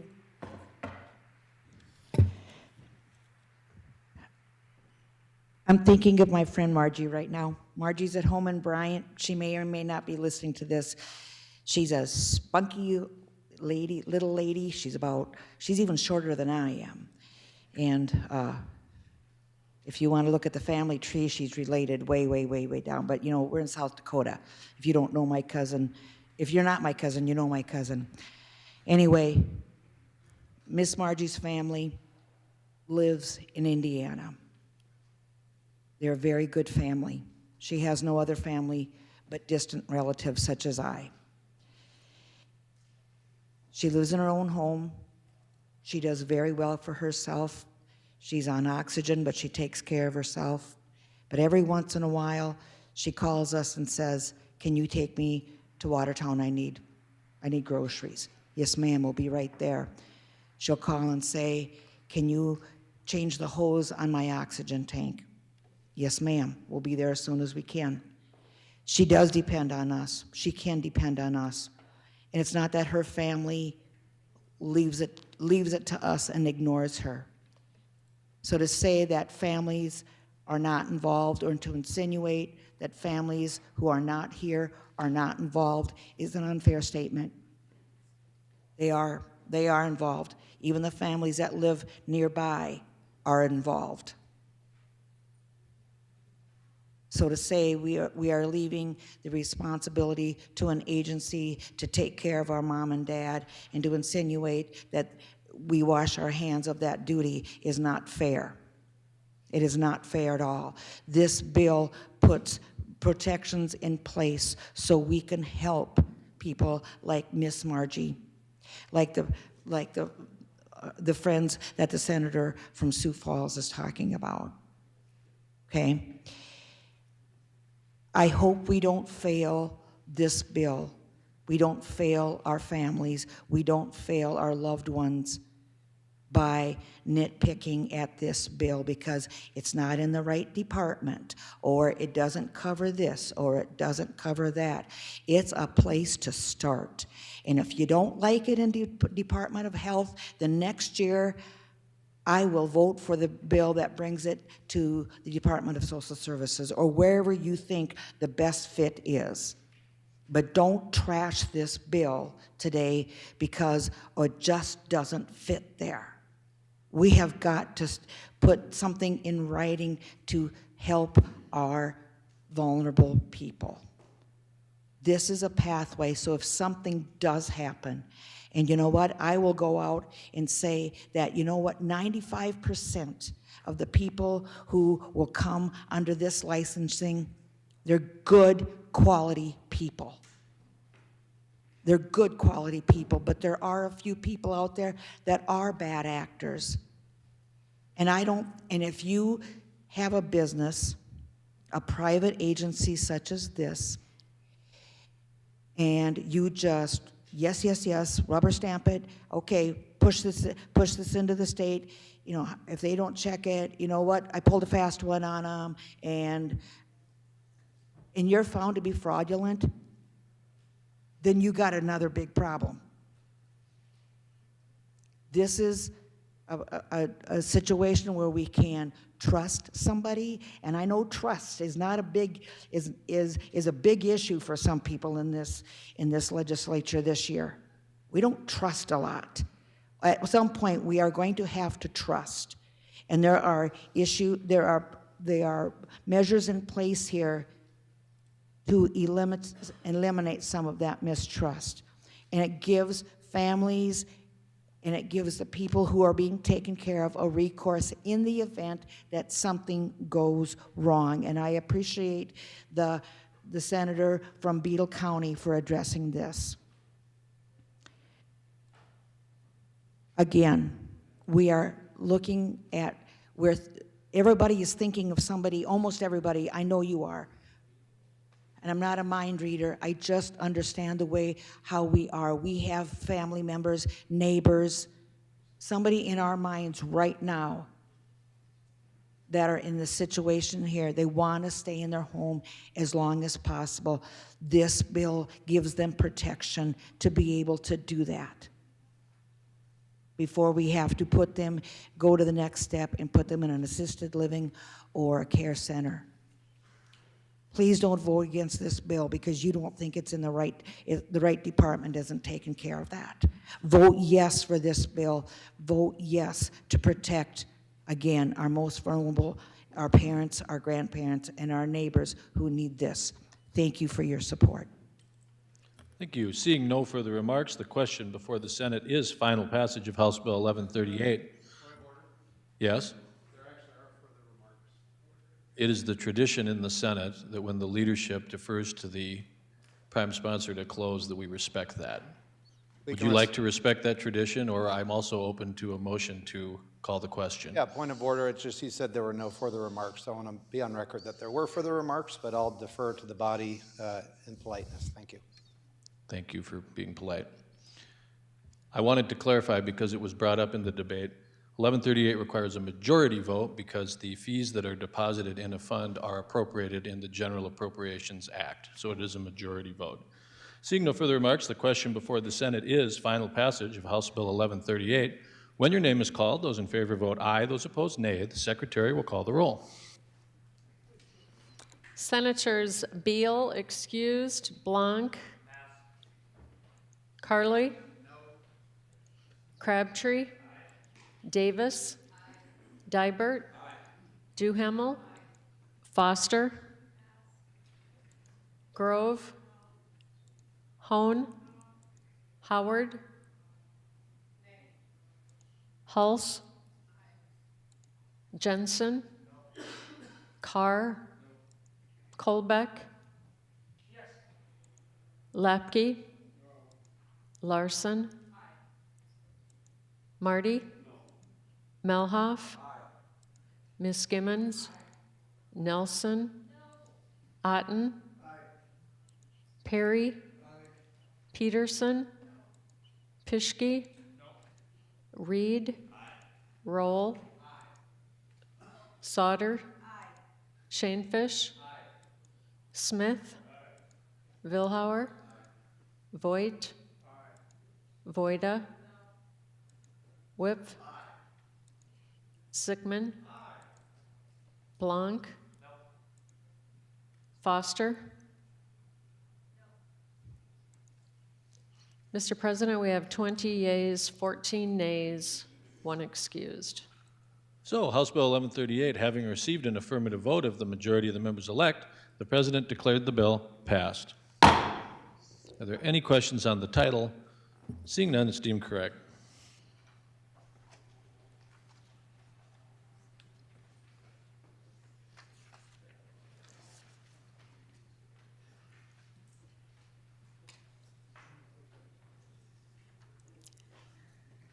House Bill 1220, an act to regulate the sale of nicotine products and to provide a penalty therefor. House Bill 1220, having had its second reading, is up for consideration and final passage. Are there any remarks? Senator Davis. Thank you, Mr. President. At this time, I'd like to move 1220F. Second. 1220F has been moved and seconded, and it is posted online. It is. And you'd wish to speak to it at this time. Please. Go ahead. Thank you. This amendment needs to be placed on the bill to ensure that the bill holds the direct shipment of alternative nicotine products to the same requirements that cigars are held to when they are direct shipped to consumers for age verification and other purposes. All right, further remarks on the motion to amend? Seeing none, this is a voice vote. All those in favor say aye. Aye. Opposed, nay. That motion carries. We're back on the bill. Further remarks, Senator Davis. Thank you, Mr. President.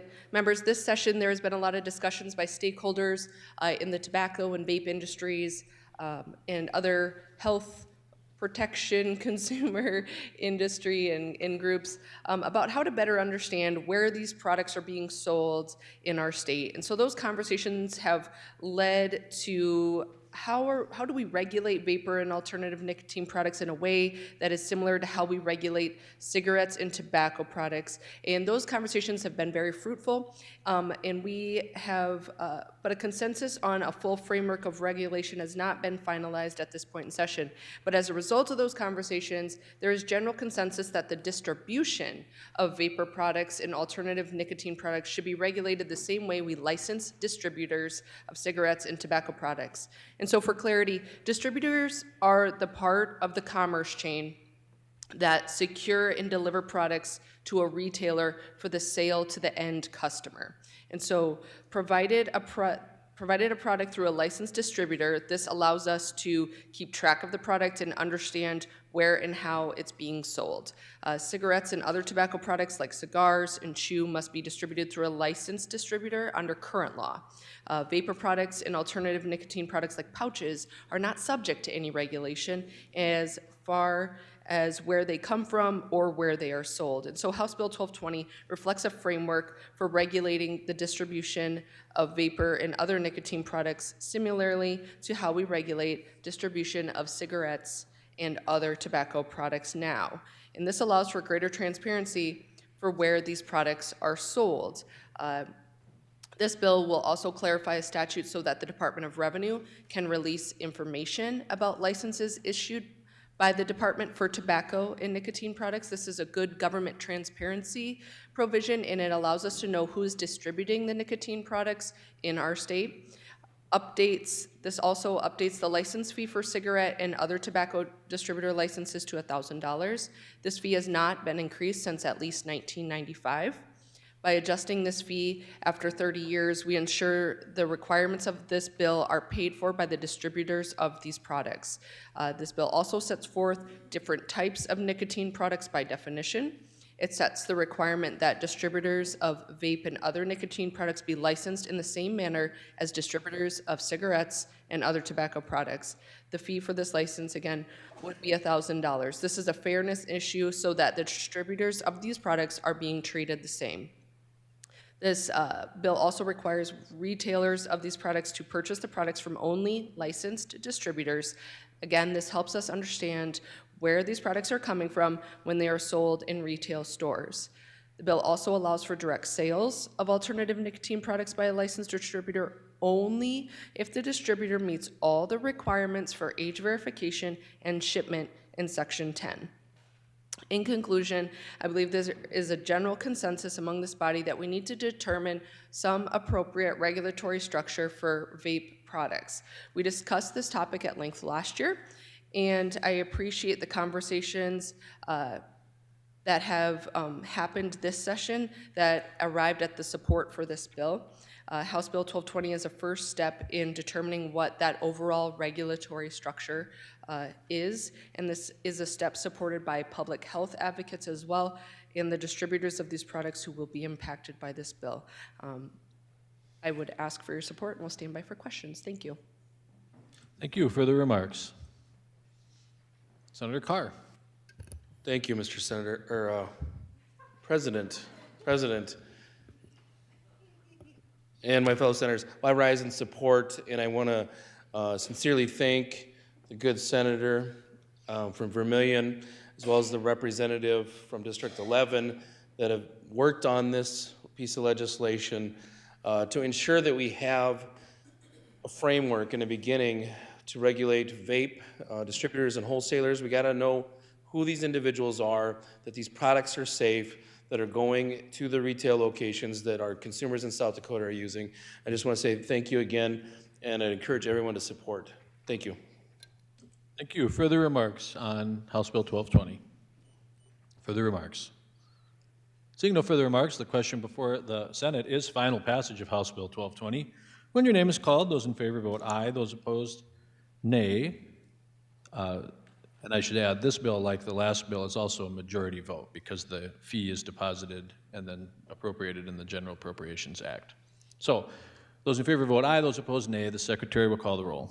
Senators Beal, excused, Blanc, Carley, Crabtree, Davis, Dybert, Duhamel, Foster, Grove. Hone. Howard. Hulse. Jensen. Carr. Colbeck. Lapke. Larson. Marty. Melhoff. Miskimmons. Nelson. Otten. Perry. Peterson. Pischke. Reed. Roll. Sauter. Shanefish. Smith. Vilhauer. Voigt. Voida. Whip. Sickman. Foster. Mr. President, we have 27 yeas, 7 nays, 1 excused. So House Bill 1220, having received an affirmative vote of a majority of the members elect, the President declares the bill passed. Are there any questions on the title? Seeing none, it's deemed correct. Senator Whip. Granted. Thank you, Mr. President. We have TKOs from the basement cafeteria up in the gallery here. They are here working before us every day, and in most cases, they're still working when we're done. And there's a lot of evening events that you see them even catering those. I want you to know that you are seen and noticed, you and your crew there. Always friendly every day when we go down there. It really is one of the things that makes the Capitol work as well as it does. I know you have a framed commemoration on your wall down there, but that's from the House, and it's old. This one's new and shiny and from the Senate, so it's better in every way. We do have one on the calendar today, and we just want to let you know we appreciate you very much. Please help me welcome them to the Senate. Thank you.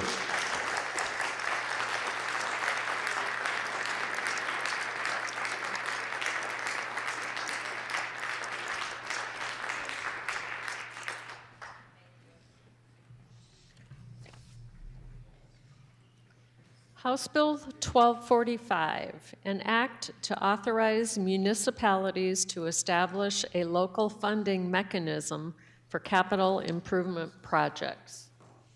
House Bill 1245, having had its second reading, is up for consideration and final passage. Are there any remarks?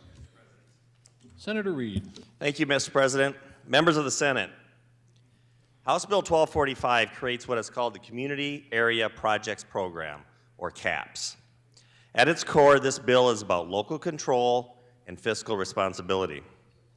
This bill provides communities with an optional tool to fund specific, voter-approved projects through a temporary additional sales tax of up to 1 cent. It's important to note a few things. This bill does not affect property taxes and does not mandate a new tax. It simply allows municipalities to place a proposal before its voters. Here's how the process works. A locally appointed board identifies and evaluates potential projects based on community needs. Those projects must then be approved by the voters of that municipality at a 60% threshold. If the voters do not support the project, the tax is never implemented. If the voters approve the project, the sales tax is temporary and automatically sunsets once the funds are raised. After that tax sunsets, there's a 2-year waiting period before a community could begin another CAPS project and propose a new tax. Ensuring this tool is used thoughtfully and not continuously. This also serves as a cost-saving tool for communities. Today, when many communities build projects such as public safety facilities, community centers, or infrastructure improvements, they often finance them through bonds that may be paid back over up to 20 years. That means taxpayers are not only paying for the project itself, but also years of interest.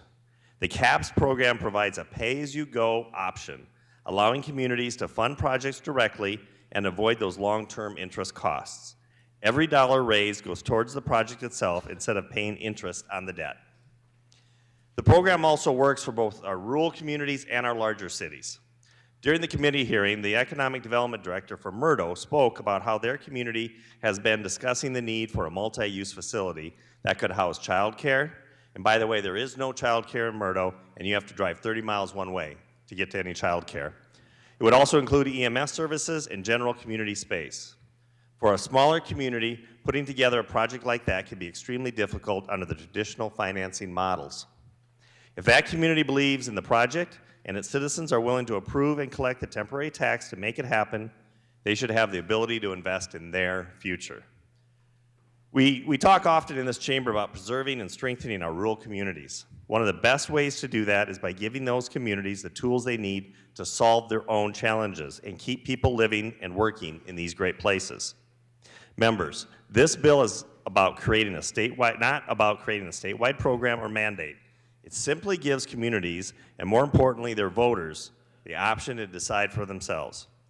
If a community wants to use this tool, they can. If they don't, nothing changes. This bill trusts local citizens, strengthens our communities, and provides a fiscally responsible way to invest in the future of South Dakota, both in our rural towns and our growing cities. I respectfully ask for your support of House Bill 1245. Thank you. Thank you. Further remarks on House Bill 1245? Senator Howard. Thank you, Mr. President. Well, I was kind of disappointed when I looked at the calendar today because it seemed like it was all about regulating, licensing, taxing, just over and over again. And frankly, I've had enough of that for this session. Everybody should have, I thought this was a really good handout that the Department of Revenue left us on our desks. One of the things I found interesting was that in the span of 2 generations, if this passes, we will have quadrupled the ability of a municipality to tax from 1% to 4%. And frankly, I find that appalling. And we have worked so hard to find ways to provide property tax relief this session, and yet we turn around and then say, okay, we're gonna let you keep a little bit of money in this pocket, but we're gonna come over here and take more money out of this pocket. So, but then I also wanna, just for the people listening, I wanna read one of the paragraphs on here because I thought it was really good. It was a good point that they made. This bill will cause undue burden for retailers and pose a legal risk. Section 9 limits how often a city can reimpose a tax, but different municipalities can start or end project taxes at different times. Retailers must track all these changes, creating compliance challenges and potential litigation risk under South Dakota's remote seller law. The Supreme Court upheld that law in South Dakota v. Wayfair because it avoided discrimination and undue burdens on interstate commerce. So I think that's a very valid concern, but I would just urge a no vote. We do not need any higher taxes. Municipalities are already at 3%. I think that's enough. Thank you. Thank you. Further remarks on House Bill 1245? Senator Shanefish. Thank you, Mr. President. I just want to point out that cities can, they do levy property taxes. They can opt out.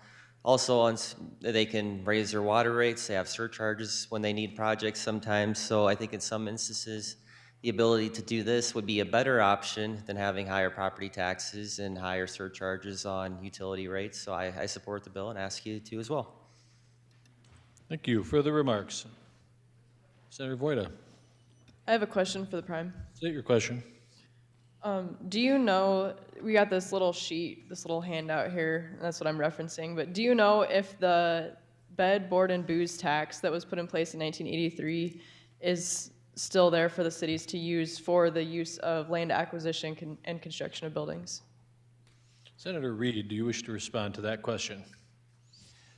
Thank you, and yes, I do. Yes, that bed, booze, and board tax is available to be used for economic development projects. Some of the projects that this tax would do is not qualified for that tax, but that tax can be used for those type of projects. It's important to note that those taxes only go on those triple Bs, right? It goes on bars, it goes on restaurants, it goes on hotels, and it goes on like ticket sales and such. I think I got them all. That's a limited portion, and so the ability to raise for a large project like what these cities are looking for is not usually capable through the bed, booze, and board tax. Further remarks, Senator Voida? Yeah, I just want to make a quick comment because I know that I had multiple people from my district asking me how I felt about this bill. And, you know, we're going to see the sales tax go up to 4.5 here in another year. And we don't know if Senate Bill 96 is going to pass. And I just feel like we just keep tacking stuff on. And so while I respect wanting to raise money for these projects, I'm going to suggest that a lot of our small communities have done really good at fundraising for this stuff, and so I'm just going to respectfully have to vote no, because at this time, I mean, it just seems like we just keep adding stuff onto the tax. So that's where I'm at on this. Thank you. Further remarks, Senator Carley. Thank you, Mr. President. Yeah, you know, if you look at this report from the Department of Revenue, it says almost a dozen times they've been coming back asking for some form of increase or change or new things with this tax. And I think the summary is right here. We've attempted to provide property tax relief and reduce the tax burden on citizens this session. That was one of our goals. This bill does exactly the opposite. It simply places a higher tax burden on South Dakota citizens. Please vote no. Thank you. Further remarks on 1245. Senator Perry.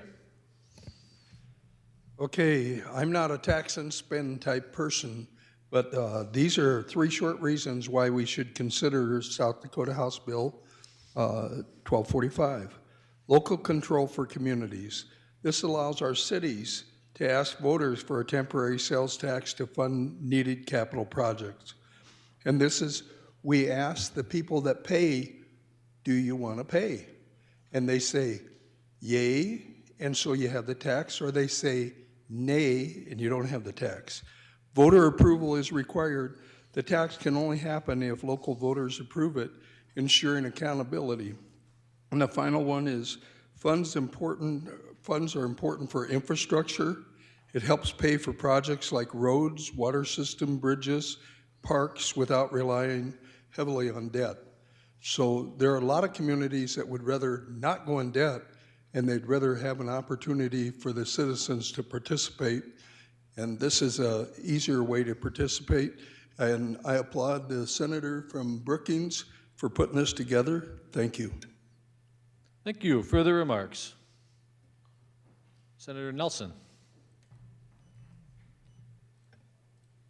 Thank you, Mr. President. I was one of those that voted no yesterday. And when we're talking about projects, you know, I would have a different tune, I guess, if it was for needed infrastructure projects. But one of the proponents of this bill yesterday listed some of the things that this could be used for. Streetscape, arts and cultural facilities, sports complexes, public art installations, campgrounds, community theaters. Okay? Those don't sound like things that are needed or required for the taxpayers to be funding. Roads, bridges, wastewater, water treatment, things like that. Yeah, those are needed. But the things I just listed, which tells me that this is probably going to be a pretty broad category, or there's lots of broad categories that this can be used for. So please vote no. Thanks. Thank you. Further remarks. Senator Reed in closing. Thank you, Mr. President, and I appreciate the debate on this. We talk about the increase in taxes, and we had the 1 penny. That's what's talked about over years. Then we had the 2nd penny. Now the 1 penny goes to the operations, and I know this from my time, and I got an example from Harrisburg. That 2nd penny has been going to capital projects. And the problem is that's all used up, and it's on continuous because they bonded the funds, right? And that's the only way we could do it at that point. We had to bond the money for that. And those funds are obligated now. You have those 2nd penny bonds that you can do, those tax bonds. And so towns are struggling to figure out how to do projects that they want. Remember this, if they don't like the project, if it is a streetscape, and they say, no streetscape, we got problems with our roads, then that's what the city has to bring to them. Now, there's a little bit of talk about fundraising. And I had it so easy. I did. I could roll down. There was a family in town, and when we had a project, and you laid it out, they were like, yeah, I love that project. Here you go. Every community in South Dakota doesn't have that. Not very many do. We're talking about some of these smaller towns. You may not have a major business where someone has been able to gather wealth and wants to share it back to the community. That's not every community. And we're not talking about, pie sales to do a community center. We're talking about some large funds that are needed. I would ask that you support this and remember, this saves money and it's up to the community. If the community doesn't like it, it doesn't go through and taxes don't go up. And it's not continuous. There are some states that have taken these and just made them continuous. And I like this program because I do think that you want to give a pause, and there's a 2-year pause before you can do another project. So I'd ask that you support this project or support this bill, especially for all our communities in South Dakota that may want to improve the life of their citizens. I'd appreciate your support.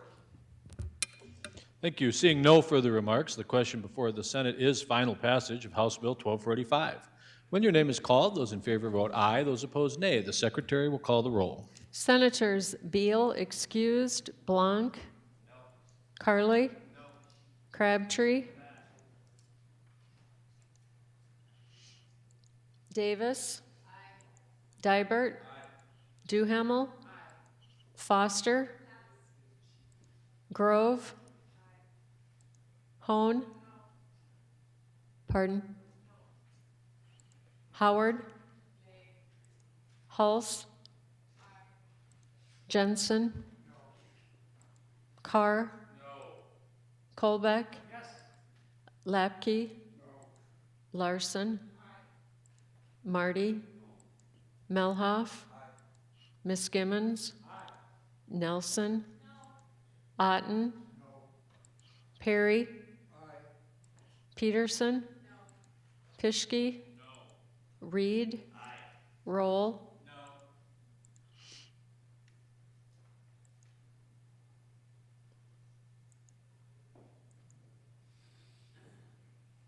Sorry, I hit the wrong button.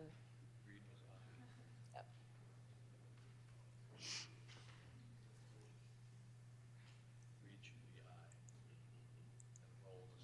Roll was no.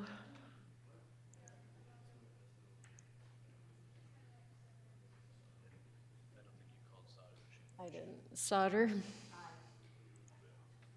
Shanefish? Smith? Vilhauer? Voigt? Voida? Wipf? Zickman? Crabtree? Foster?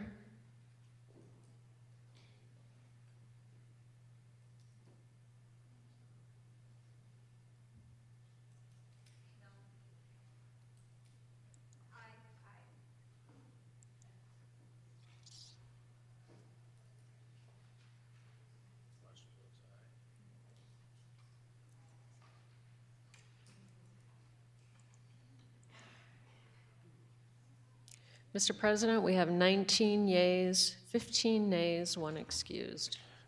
So, House Bill 1245, having received a majority vote of the members-elect, the President declares the bill passed. Are there any questions on the title?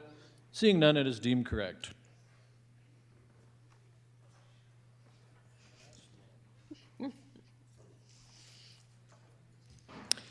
Okay, House Bill 1299, an act to permit the use of biological filtration systems in water recreational facilities located in certain lodging establishments. House Bill 1299, having had its second ruling, is up for consideration and final passage. Are there any remarks? Senator Dibert. Thank you, Mr. President. I think this is the last bill of the day, so I'll make my 20-minute speech 10 minutes. House Bill 1299 is an act to permit the use of biological filtration systems in water recreational facilities. What that means is we have new technology out there that has a natural process to treating pools for areas that have 15 rooms or less. The nice thing about this is it has the same process as a regular swimming pool. You have the annual permit, the annual fee, the annual inspection, and you have consequences if you don't meet the inspection. The good news is this is a lower energy and no chemical dependence. This bill does not eliminate standards on these pools. Instead, it embraces the technology that we have today, and we have less chemicals going into our septic systems and our public systems. So I ask you to support this new technology. Thank you. Thank you. Further remarks on House Bill 1299? Further remarks? Seeing no further remarks, the question before the Senate is final passage of House Bill 1299. Because of the fee being deposited in the general fund, this bill requires a 2/3 majority vote. When your name is called, those in favor vote aye, those opposed nay. The Secretary will call the roll.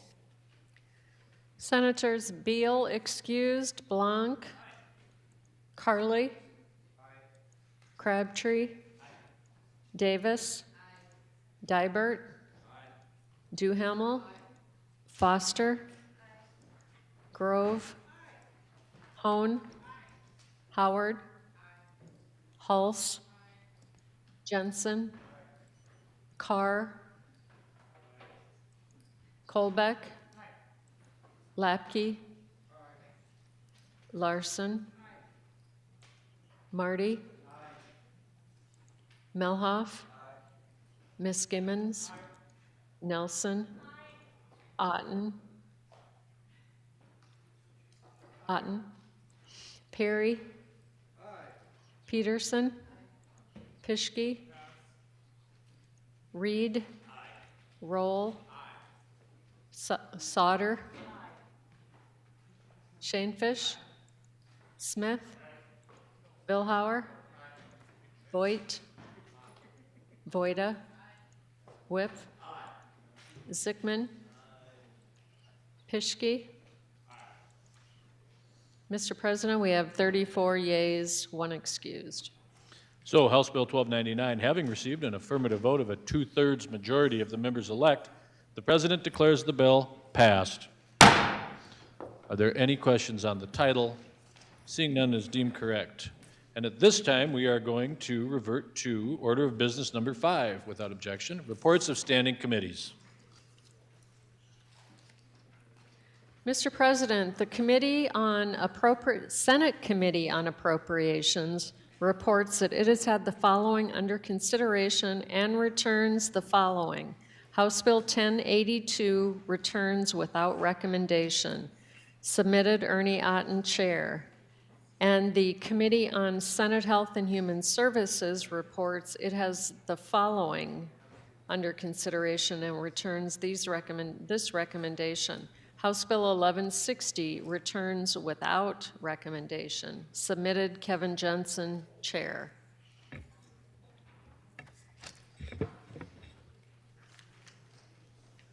And we are up to the signing of bills. The Constitution of South Dakota requires that bills be signed by the President in open session and have their titles read. And there's a big pile today, 20 or so. At this time, the President is signing Senate Bill 228, an act to modify provisions for the Tax Increment Financing District. At this time, the President is signing Senate Bill 175, an act to require that an individual provide proof of citizenship when registering to vote and declare an emergency. And at this time, the President is signing Senate Bill 164, an act to require that any holder of a commercial driver license in this state must be proficient in the English language and to provide a penalty therefore. And at this time, the President is signing Senate Bill 151, an act to require the publication of the results of an election for precinct committee man or committee woman and to declare an emergency. And at this time, the President is signing Senate Bill 136, an act to make an appropriation for grants to support the purchase of personal protective equipment by volunteer fire departments and declare an emergency. And at this time, the President is signing Senate Bill 124, an act to temporarily prohibit the manufacture, sale, and distribution of any product containing cell-cultured protein and provide a penalty therefore. At this time, the President is signing Senate Bill 79, an act to make an appropriation to the South Dakota Board of Technical Education to construct an advanced manufacturing laboratory space and classrooms on the campus of Southeast Technical College and to declare an emergency. And at this time, the President is signing Senate Bill 69, an act to make an appropriation for the purchase of a new division of Highway Patrol airplane and mission equipment and to declare an emergency. And at this time, the President is signing Senate Bill 94, an act to establish investigative subpoena authority to gather business records in certain investigations. This time, the President is signing Senate Bill 40, an act to revise the compliance requirements for limitations on foreign ownership of agricultural land. And at this time, the President is signing Senate Bill 37, an act to make appropriations for water and environmental purposes and to declare an emergency. And the President is signing Senate Bill 36, an act to authorize certain utilities to establish wildfire mitigation plans and associated liability limitations for wildfire damages. Now the President is signing House Bill 1066, an act to revise a provision related to theft by a contractor, subcontractor, or a supplier. The President is signing House Bill 1095, an act to modify provisions pertaining to the submission of a nominating petition. The President is signing House Bill 1199, an act to address prior authorization and reporting requirements by utilization review organizations and health carriers. The President is signing House Bill 1254, an act to exempt any soil amendment used exclusively for agricultural purposes from sales tax. The President is signing House Bill 1257, an act to amend the definition of an abortion. And the President is signing House Bill 1265, an act to authorize the salvage of certain bird eggs. And the President is signing House Bill 1286, an act to amend the process by which monies are distributed from the employer's investment in South Dakota Futures Fund. And last one, the President is signing House Bill 1313, an act to require education in prenatal human growth and development. Announcements. Senator Lapke. Well, fortunately, JCA, 9 o'clock Monday morning. Senator Jensen. Senator Jensen. Sorry, didn't hear. No Health and Human Services meeting Monday. Thank you. Senator Reed. Thank you, Mr. President. No local government Monday. Senator Peterson. Brief tax committee meeting Monday just to talk about summer study topics. Anybody else? Senator Duhamel moves that the Senate do now adjourn. Been moved that we adjourn. All in favor say aye. Aye. Opposed, nay. We are adjourned. Have a good week.